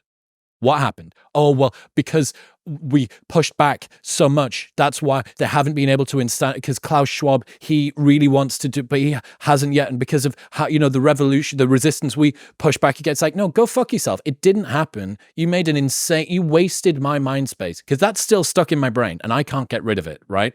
You owe me an apology. Yep. So it comes back to the forgetting paradox, right? We forget more than we forget because by definition, we've forgotten it. Therefore, we never realize how much we actually forgot in the first place. Ironically, when you messaged me yesterday saying, what do you want to chat about? I go, let's chat about the forgetting paradox. And I searched it and we actually chatted about it on the last show. So it was the most ironic thing ever that I forgot that we spoke about the forgetting paradox. So that constantly exists. And there's a meme online of like the new current thing. And there's constantly a new current thing in society's consciousness. And it rips so fast. It's comes through and it's gone. It comes through and it's gone. It's what everyone's willing to fight on the street or on the digital street, shall we say, on Twitter about, and then they'll forget their opinion or completely change their opinion. Remember Coney 2012? Yeah, good example. Good example. People will completely forget, and it's like things that fade away. When things fade away, you don't notice they're fading away because by definition they're fading away, and if you did, it wouldn't be fading away. Mm-hmm. So this is constantly happening throughout. I mean, one idea you could potentially build is some kind of Chrome extension which just keeps a track of people's opinions on the new current thing on chain. And then whenever let's say they go, digital ledger of all of your bad takes. Here's my opinion on the the war that's going on, it's like you click on it and you go, oh, okay, here's your opinion on the last 5 war. You really supported this Iraq war thing. That's on chain. But without that, we never really reflect, and we're constantly dealing with the new thing. So we never actually have any reflection mechanism to see what people's past predictions were, because we've moved on so fast. There was this question around if the vaccine came out when, let's say, Trump got elected and he beat the election versus Biden, and it was seen as the Trump vaccine, would we have had a flip where the people on the left would have been more vaccine hesitant and the people on the right would have been more pro-vaccine? Who knows? I think there was a Democrat who said that I won't be taking the Trump vaccine when Trump was doing the classic thing around I'd created the vaccine before he got hosted out. So it's really interesting, these opinions that constantly change, the new current thing. I did this, there's this image I found of the biggest talking trends of 2022. And it's all the usual political hotbeds, here today, gone tomorrow, here today, gone tomorrow. And of them all, of these most heated talking points for that year, the most consistent one that lasted throughout the year was Wordle, a novelty game that ultimately disappeared. So you've got to be strategically, I think, a lot more strategically ignorant with what you want to consume. What do you mean when you talk about strategic ignorance? Strategic ignorance is essentially this idea. So you have the terminology ignorance is bliss, which is such a weird upside down Nietzschean worldview that we're calling something bliss as an insult. And you essentially realize that there's so much things you can pay attention to in the modern day. There's so many things constantly getting uploaded that you have to be ignorant. And there's this, you're ignorant about this. And it's like, well, what do you think about the situation in Djibouti? Or what do you think about the situation in Eswatini? Or what do you think about the situation in Jakistan? And you go, what? And what you'll realize is quickly, you don't even realize these countries existed and they have no clue what's going on there. And they didn't realize that Jakistan's a country that I invented. So, so you essentially realize is everybody's ignorant, but some of us are looking at the stars. So essentially you have what I call low agency ignorance, which is kind of just top down, like you're just reacting to what's on the news feed constantly. And by definition, you're only ever going to consume 0.00001% of the world's events because it's just the way of the world. And then you move on to the next current thing. Versus high agency ignorance is at least going, listen, I'm going to be ignorant, but I'm going to try and be intentional about what I'm ignorant to, who I'm going to consume, what I'm going to listen to. So we're all ignorant, but some of us are looking at the stars. So something arises and you go, yep, that's another post about X thing that's going on. I know that other people think that this is important, but it just doesn't resonate with me. So I'm not going to invest a tiny amount of time or no time at all and give my opinion. I'm just going to let this one sort of slide by. Yes. Yeah. Douglas Murray had this idea about normalize saying, I don't know. Yeah. I have no opinion on that. I don't really know about that thing. What do you think? Tell me. And I think that the internet has kind of demanded that we all have an opinion on whatever the topic of the day is, and we all get dragged into it. But ultimately, probably nothing really that contributes to the situation. Like, what do you really know about epidemiology? What do you really know about Middle Eastern politics? What do you really know about border immigration? And you can, if you're treating news stories like the Kardashians, where you just get to foam finger wave for whoever your favorite team is, or you just want to talk about it because it's gossip, fine. But if you want to have a meaningful conversation, and if you want to get emotionally charged on one side or the other about it, you need to be strategic in your investment of understanding about it, because otherwise you're just allowing yourself to get ragged around by whatever the news story of the day is. Like, there is a huge cohort of people for whom every big story is their big emotional investment over and over and over again. And it must be fucking exhausting. Like, I got criticized for not commenting on COVID. I didn't have anything to say on COVID. Could it have been done better? In retrospect, absolutely. Could it have been done better at the time? Yes. Were there some things that were fucking ridiculous? Absolutely. All of the things, all the way down. I'm like, look, I'm not the guy for this. Okay. We did one episode, which was Lockdown Hacks, which is how to work from home with Johnny and Yusuf. And I was like, you're the guy for it. I'm the guy. That's my area of expertise. You want me to teach you how to be productive from a home office? Absolutely. I can teach you how to do that. But you quickly realize they're not, when people go, well, yeah, but what's your opinion on it? This is a serious topic. And then you ask them about another serious topic that's maybe 10 times more serious than what they're not considering right now. They were ignorant all along. So you basically realize everybody's ignorant. Some of us are doing it strategically and some of us are doing it unstrategically by just reacting to random events that are going on. Talk to me about why only the weird behavior survives. So I was at a funeral, and it's a northern funeral, so it's a mix of like everyone's emotional, but everyone's also laughing at the same time. And I realized when people were telling stories at the funeral about the person, is the only stories they would tell was about this person's irrational, weird, eccentric behavior that made them them. And I kind of realized that all the normal stuff, like the job and they made their cup of tea and certain words that they would use, and obviously by definition nobody mentioned that at all. The only thing people would bring up was the crazy stories about that person, what separated them as an individual. And I realized that all essentially normal behavior is forgotten. So when you're trying to fit into the tribe, which so many of us try and do, and get rid of our individualism because we think it's weird or whatever, the irony is that the only thing come a funeral time or come once a few years later, when people think about you, the only thing they can really think about is the weird idiosyncratic behaviors that you have. And this desire to fit in with the tribe means that we end up leaving the only thing that they ultimately remember.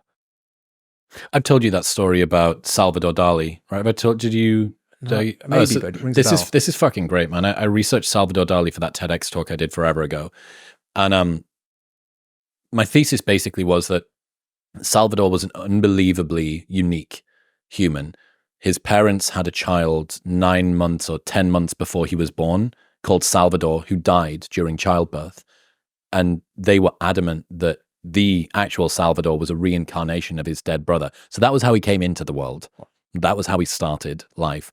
By age 10, he'd found out that he was a masochist and used to throw himself down the stairs for fun. Just enjoyed pain.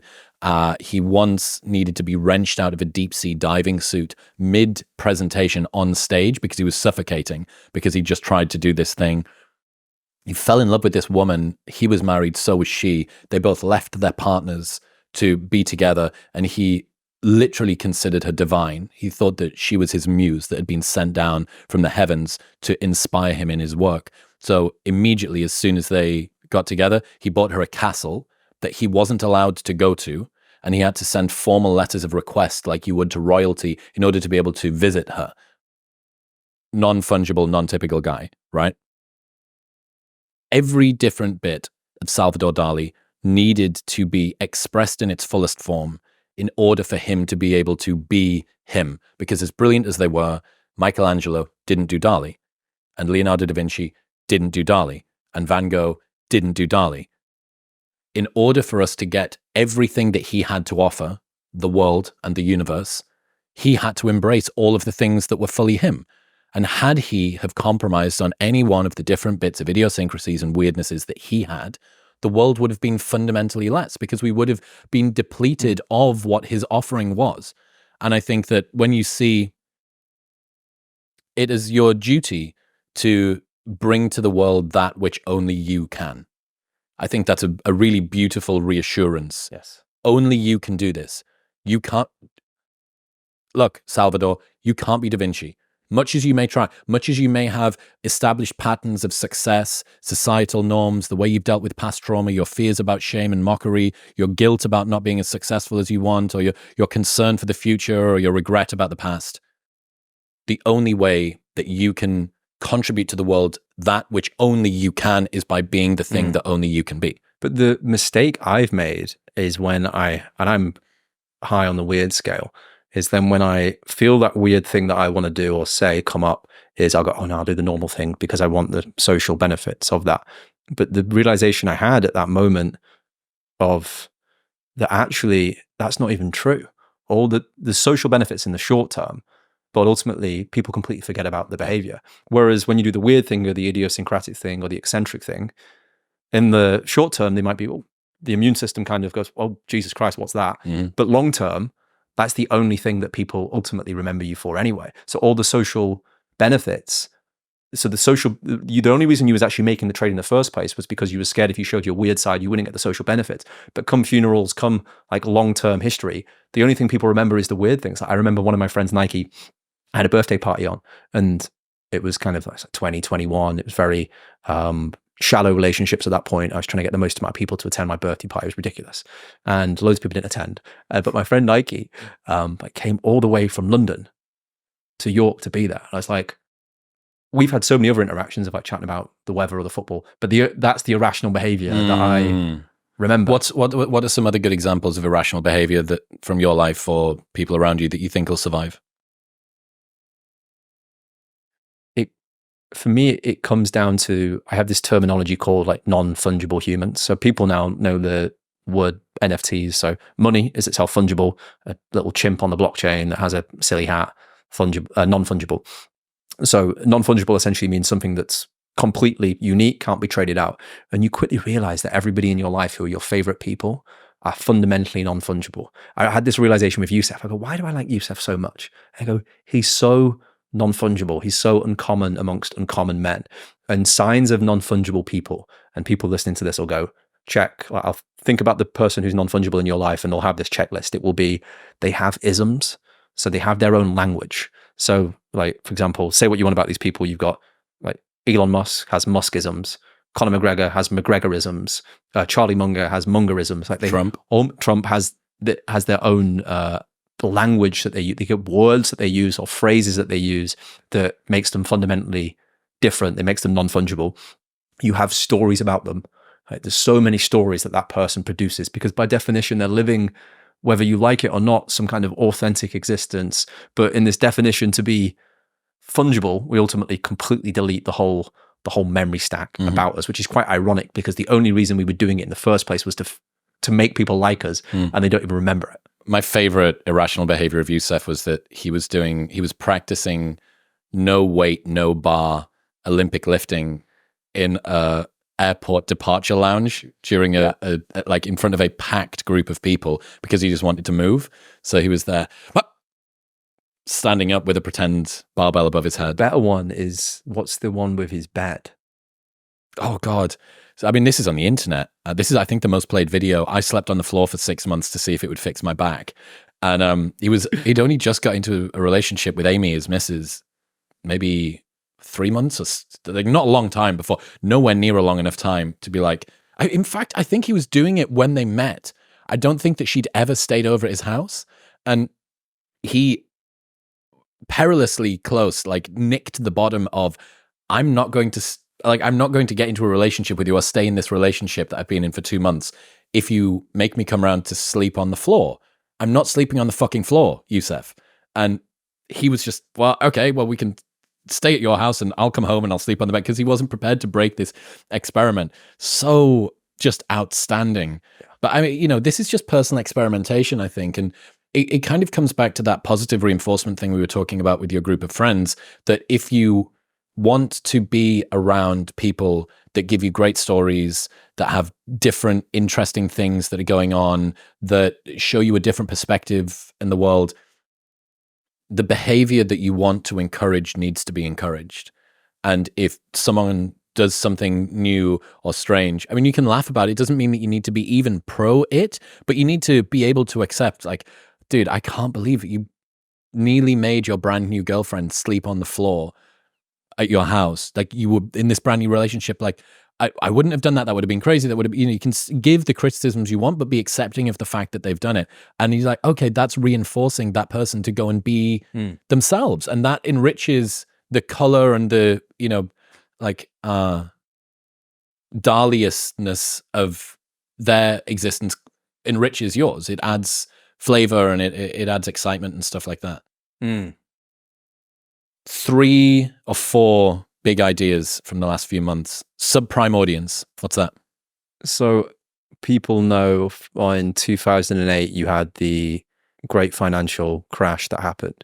And a lot of it was these subprime mortgages that were getting sold on, which were basically just junk mortgages, people that couldn't afford to ever pay off those mortgages. It was trash mortgages that were then getting sold on en masse. And as a result, people were buying them. The whole credit system was propped up and the whole thing came crashing down. And I think there's a similar-ish thing going on right now with creators and influencers, where a lot of them have like subprime audiences, where it's just they've created content that they themselves don't like to attract an audience they don't like, and now the audience is beginning to no longer like them as well. When I think it comes back to the hidden visible metrics idea, that when you're optimizing for likes, views, clear width metrics, and forgetting about the depth metrics. So there's a big difference between this video got played 10 million times and this video got played 1,000 times by 100 people. It's so significantly different. I think one of the ideas I have for Twitter, so I would like to see percolate or happen, is right now with Twitter, or even Instagram, a lot of these platforms, you have a like as the currency, and a comment, I guess. But if you look at the like, the problem with the like is it's completely, like, infinitely fungible. Like, I can like as many pieces of content, and the problem that means is I could release 2 pieces of content, one piece that gets 1 million likes, one piece that gets 1,000 likes. And the 1 million likes was just this cool thing that was here today, gone tomorrow. But the 1,000 likes one, there's 200 people in that have read that thing 10 times and have glued it to their wall and get emotional when they speak to you because it was so impactful to them. Mm-hmm. But when I look at the screen, I go, well, I need to do more of this one because look at all the likes it's getting. Yeah. And I had this idea of, probably stealing it from dating apps, which is the concept of like a super like these social networks should have, where you get 1 super like per week. And it means that there's more value in a specific thing, because then you could actually gauge the success based off that. Wow, this is the best thing that someone saw this week. Yes. And then forget about everything else and just go up purely off that. You can kind of see it with Twitter now with bookmarks versus likes. Is kind of a better indicator. And you can imagine a phase where you could then customize the algorithm more, that you're getting more golden likes. I would way rather have my algorithm optimized for golden likes. So even now you could have it optimized likes for bookmarks. Yes. Right. I mean, this is Sahil in the ISIS group that we're in, Iron Sharpens Iron Squad. Yeah. John. He mentioned, I think he posted some tweet in before that had done relatively okay in terms of numbers, but just had this absurd number of bookmarks on it. And you go, that's good. And it's kind of similar to your idea of after a while, it doesn't matter how many retweets it gets. It matters who retweets it. Yeah. You're just optimizing for depth rather than width. I just love the idea. The subprime audience idea, I think, is so phenomenal, because from the outside, it looks like it's full of A's and double A's, but when you get in there, it's C's and double C's. And a good indicator of a subprime audience, well, the good indicator of a subprime mortgage is the person selling it wouldn't have bought it. They wouldn't have done, because they know it's junk. And a good indicator of a subprime audience, it's not always the case, but a good indicator is the person creating the content wouldn't consume it. That's max content rate, right? Like, would you consume your own content? If not, don't post it. And I think a lot of creators or people that certain people may have issues with, it comes down to that fundamental problem. Well, the problem is that you can gain popularity and win on the objective metrics thing by creating content that you don't care about. And you can lose on the objective metrics thing by creating content that you do care about. But what are you optimizing for? And it just everything's fucking hidden in observable metrics all over again. All the way down. But yeah, one of the things that I was really not pleasantly surprised by, because you can tell in the comment section a lot of the time, but the comment section also selects for a very particular type of people and blah, blah, blah. The live shows that I did last year, and we're looking at the ones for winter this year as well, every single person, caveat that, almost every single person that came to those live shows, I would have happily gone for a coffee with. I bet they're interesting people. They're into cool stuff. They've got like a cool story. They're working on things. That to me was the biggest reassurance that the direction of the content that I'm making, which I'm interested in, and I get captured by, this is a topic that we should talk about because it's in the news. Maybe I should do a bit on Diddy. Diddy videos are getting 2 million plays. Maybe I should talk about Diddy. Well, all right, but really, does it matter? Am I going to care? Do I want an audience of people that's here for Diddy gossip? Maybe, but do you want an audience of people who are here for Diddy gossip, then Paris Hilton gossip, then Kim Kardashian gossip, then blah, blah, blah? Because after a while, if you keep on spinning that up, you end up surrounded by people that aren't like you and that consume content that you're not interested in, because this is basically the subprime audience is it's the exit liquidity of audience capture. Like that's ultimately what you end up with. If you keep on winning the game of audience capture, you end up with a very successful audience of people who aren't like you and don't like the things that you actually like, because all that you've been doing is feeding them red meat. And the worst thing with subprime audiences is the hidden metric. Sorry, the visible metric are the people who've had a successful strategy with it, which are the ones that have huge content creators that wouldn't consume their own content. But the irony is, there's a load of hidden ones that are also pursuing the same strategy. And because it's so shite, are never actually getting any form of takeoff, versus going back to my content raiser of would you consume your own thing? If you do that, you are guaranteed you have at least product market fit with yourself. Yes. And then you can kind of bet there's at least some of the weirdos, of maybe 100, 1,000, 10,000, whatever, that are going to also fit just due to the law of large numbers. But when you have the opposite, when you're posting things that you wouldn't yourself consume, it might be the case that the total addressable market is zero. It's like creating a product idea where you don't want the product and ultimately nobody wants the product. I think I taught you about, I asked people on the internet who use the word grifter, for the people who use it, what does this mean to you?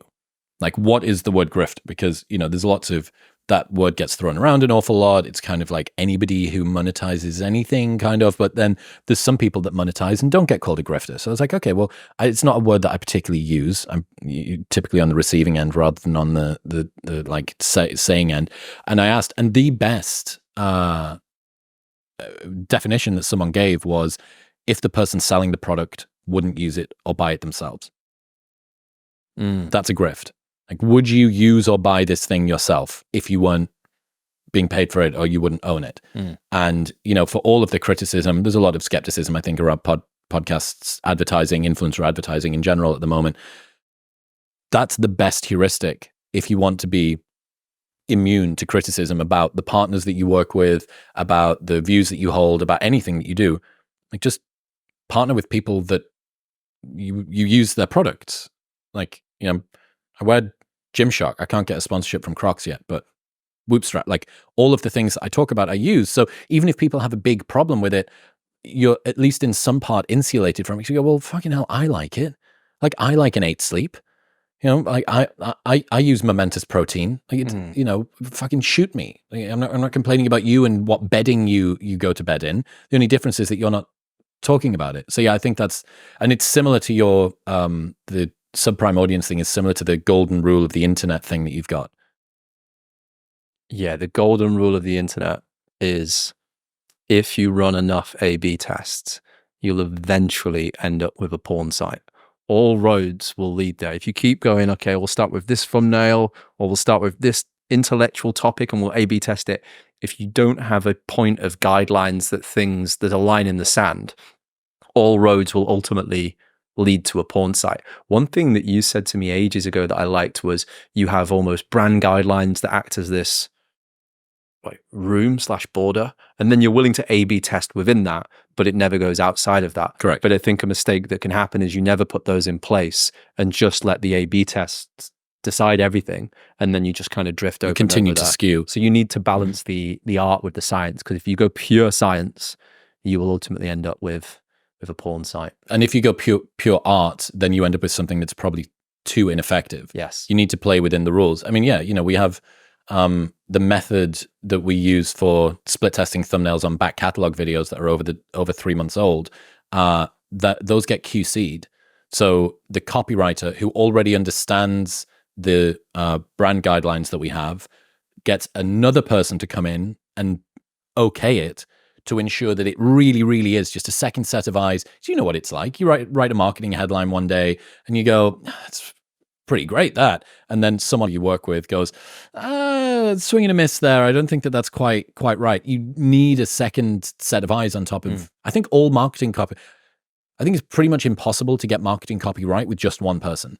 Like, you always need a second, because you woke up that day, you were underslept or overslept, you had a really great gym session and you're caffeinated and everything's amazing. The Uber driver's your best friend now, and you get in and you go, yeah, this headline's fantastic. You go, no. You would look at it in 7 days and go, what was I thinking about that?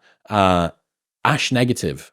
What's that? Oh, it's a concept I got from, I think, Eric Weinstein originally, which was the there's the Ash and Milgram conformity experiments. So the Ash conformity experiment was a famous experiment. There's questions around the validity of it, but the idea itself is quite fascinating, which is you would have multiple lines, like A, B, C, white lines, and imagine A would be 4 centimeters long, B would be 6 centimeters long, and C would be 3 centimeters long. And you'd put people in a room and you'd say, what's the biggest line? And let's say 9 out of 10 are actors and they go first. And then the final one is the participant. And what would often be found, if the 9 would vote for C or A, even though the biggest line is B, that person would often vote in line with everybody else. And Ash negative or Ash positive is whether somebody in that scenario would go against the consensus of the room. So it's quite a useful bit. So is Ash negative? Ash negative would be somebody who fails the test, therefore called truth. So Ash negative would be, well, I think B's, you guys all said A or C or A. I think it's B, and therefore that person would be Ash negative. But Ash positive would be essentially the person who kind of looks at it and goes, I think it might be B, but then goes, it's A or it's C. Or they're so Ash positive that the crowd distorts their own perception to even and they don't even see B as being. They don't even realize it. So it's like uber Ash positive, right? And it's a useful naming convention of being able to split certain people that you know, and you go, oh, that person's pretty Ash negative. And it's quite useful because, you know, if I'm asking feedback from somebody, will they give me honest feedback? Or if they're in a certain situation that the crowd goes one way, which way will they go? And I've thought about that. Like, how do you actually create more and more Ash negative people? It's an interesting, it probably should be taught at schools. It's an interesting idea. Yeah, well, outsourcing your thinking to the crowd is always going to be a quicker route. Like, you know, that's why we read books. Yeah. Someone lives an entire life. They condense that down into 80,000 words. You read it, you take away 5 things that you care about the most. You've outsourced your thinking to them, but if you are totally at the mercy of other people's opinions, then you end up in this sort of Ash positive, like uber Ash positive scenario. I had this idea from a text message thread that I was in about a month ago, and I was talking to a guy over text, and we were debating about somebody else, and he had a very negative opinion of this particular person.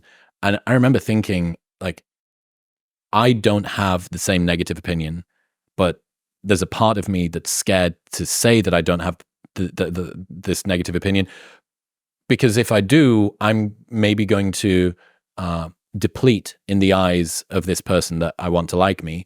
And then it made me realize people don't want to hear what they want to hear. People want to hear what you actually think. Mm-hmm. And I stuck to my guns and, you know, skirted around my people-pleasing nature, said, actually, do you know what it is? Hasn't exactly showered himself in glory recently, but I really love his takes on X, Y, and Z. And the response was like, well, I think he's a dick. I was like, right, okay, that's fine. And then I reflected and thought, unless it's something that people really care about, me saying, like, you know, Saddam Hussein, actually an all right guy. Like, unless it's a really outlier. It's a cracking cash flow conversion. Unless it's a real outlier opinion or something that they're very, very precious about. Yeah.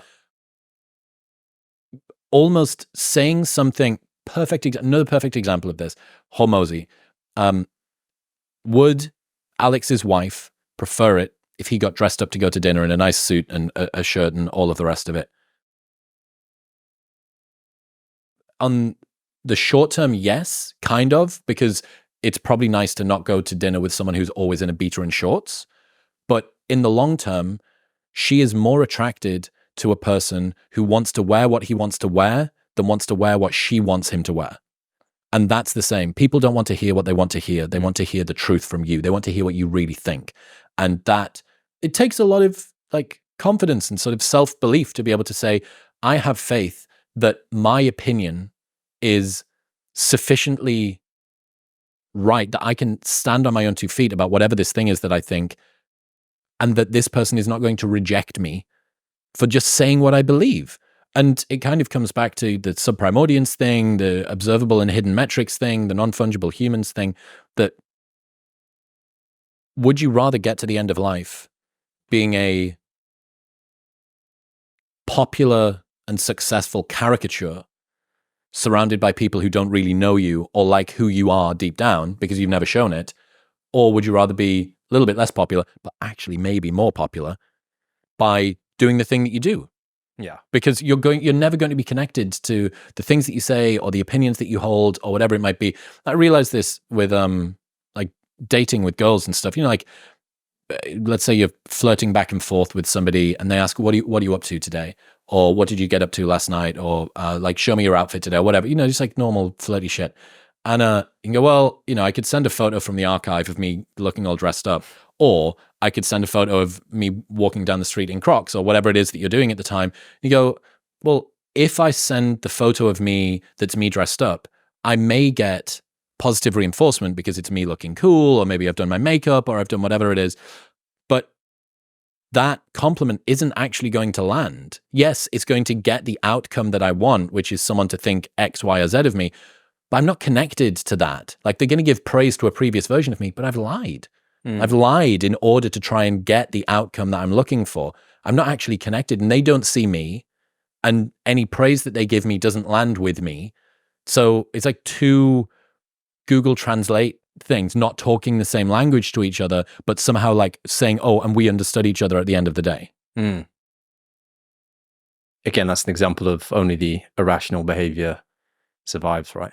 Yeah, the guy that refuses to not wear a beater and shorts to go to dinner. Yeah. What have you come to learn about incentives? Something that we've both been pretty obsessed by recently. I think incentives are the most under-discussed topic when it comes to the news, when it comes to society, when it comes to at the individual level. So few people talk about the incentives. And once you understand the incentive, you begin to understand everything. Right? A few like aphorisms on this is never ask your barber if you need a haircut, because guess what? He'll think you need a haircut.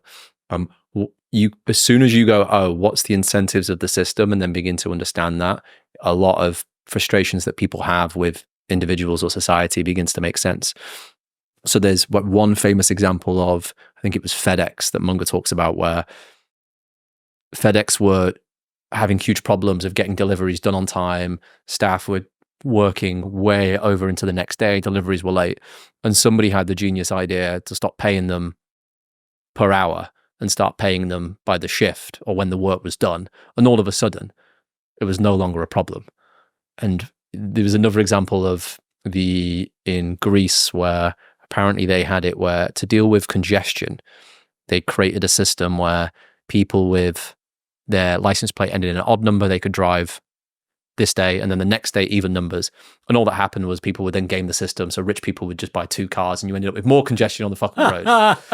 So whenever you see the incentives, you'll often have a insight in what the outcome is going to be. What was that British criminals dying thing? Oh yeah, this was, I think, it goes back to understanding history. The fascinating thing of Australia was essentially where we just sent our criminals. Penal colony. Is wild. It's one of the reasons why I love understanding history, because you begin to realize how absurd reality is, that the current day is. And so there's a story from when the Brits were moving prisoners, I believe, over to Australia, and they were originally paid per person getting on the boat.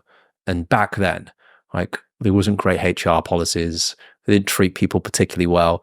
And it was something like 33% would die on the voyage from Britain to Australia. But the people were already paid. They don't give a fuck.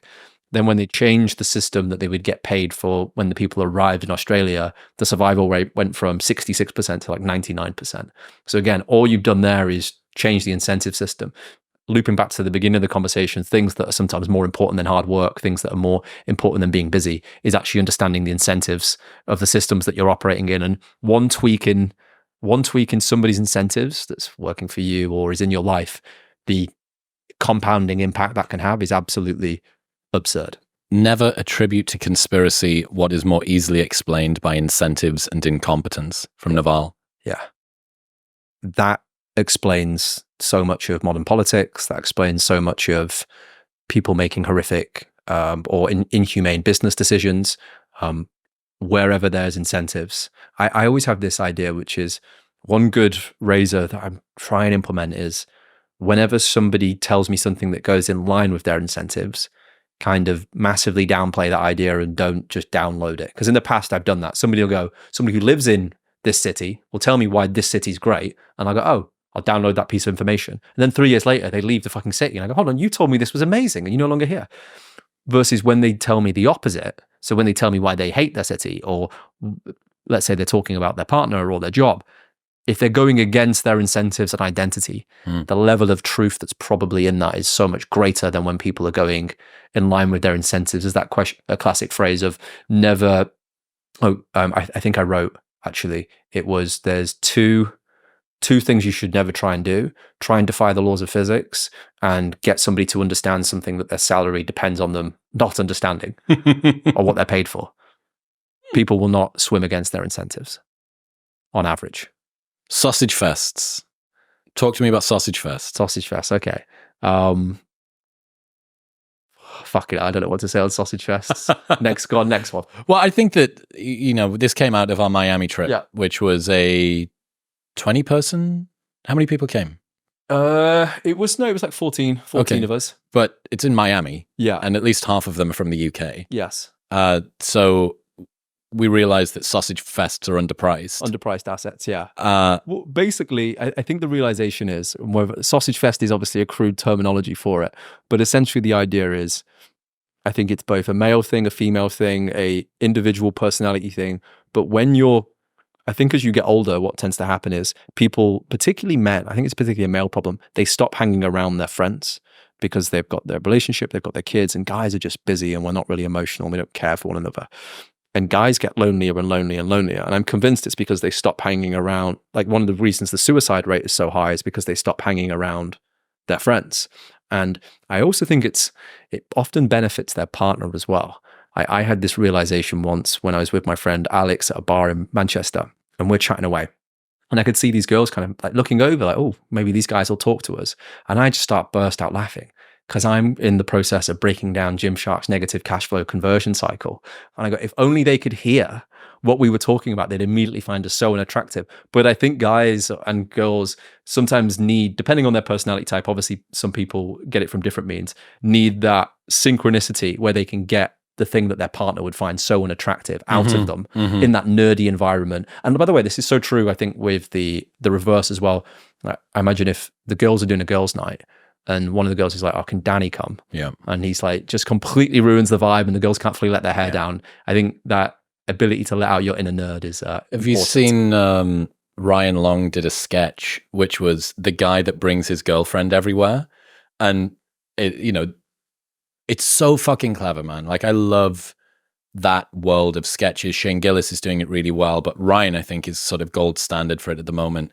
Everyone knows the person, the dude whose girlfriend either doesn't like him to go out on his own, or the couple that kind of just always seem cemented together. They're just never really apart, even if it's supposed to be a boys' night or whatever. And it's the guy who brings his girlfriend everywhere. But this guy is part of a criminal trio that's about to try and rob a bank.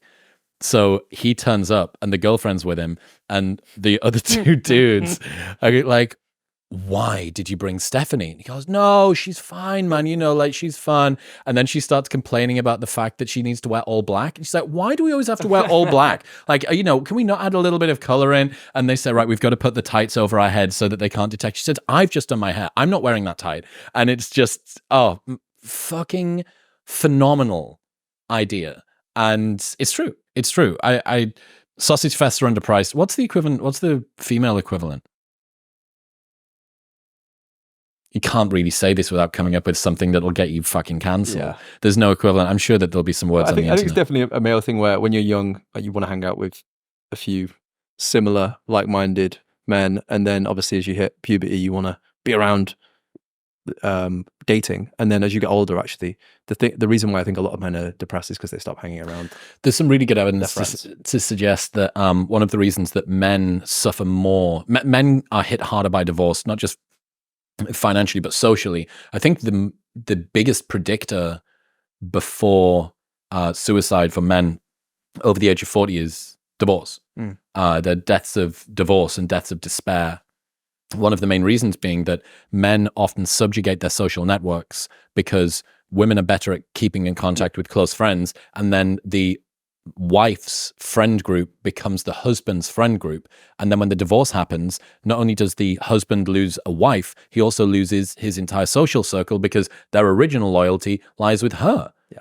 And he's now in this sort of weird scenario where he's been marooned from the most important relationship he had and all of the other ancillary relationships that would have helped him to weather those storms. Robin Dunbar talks about the fact that, he's got this Dunbar's number, but it's really interesting when you break it down properly. He's been on the show twice, and he talks about these sort of concentric circles going up. And I think it's like maybe 1,000 or even 5,000 people that you can have that are kind of, their name or you're aware of who they are or whatever it might be. He's got this 150 number, but the real important one is the tightest circle in the middle, which is 5. He says that you can have around about 5 close friends, really close friends. And in order to sustain a relationship with one of your close friends, you need to spend, I think it's 2 hours a week in contact with them, ideally in person. But a committed relationship takes up 2 spots.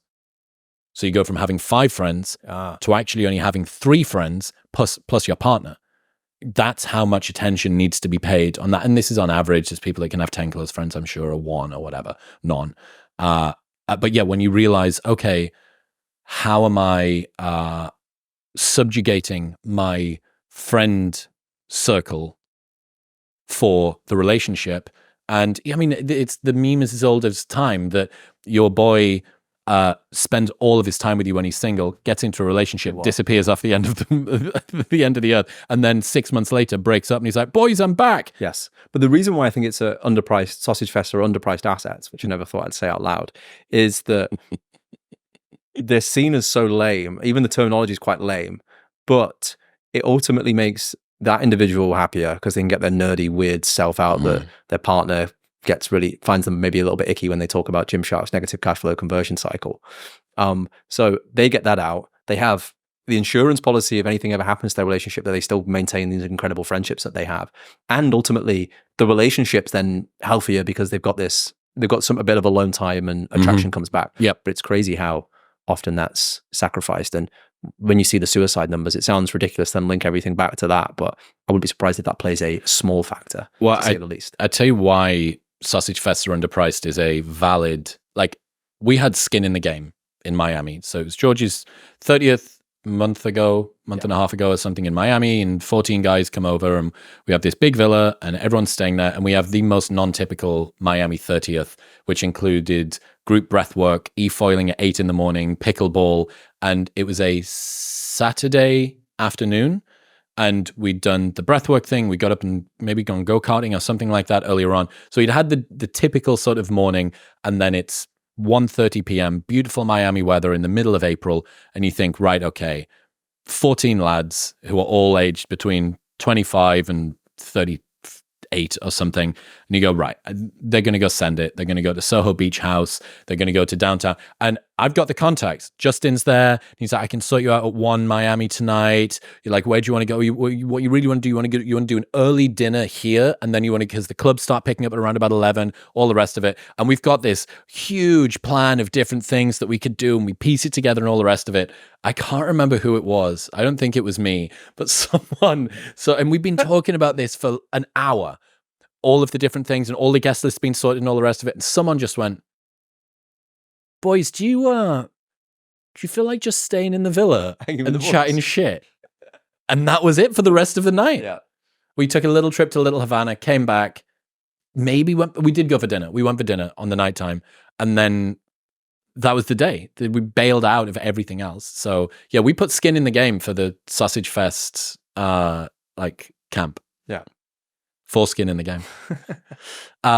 Where should people go? They want to keep up to date with all of this stuff that you're doing. Yeah, if they want to keep up to date with everything I'm doing, Twitter's always a good spot. At George-Mack. Someone's got George Mack, the bastards. And then by the time this is out, my website should be live. So that's just george-mack.com. And that'll have all my best ever essays and a few little nuggets on there. And where's the mailing list?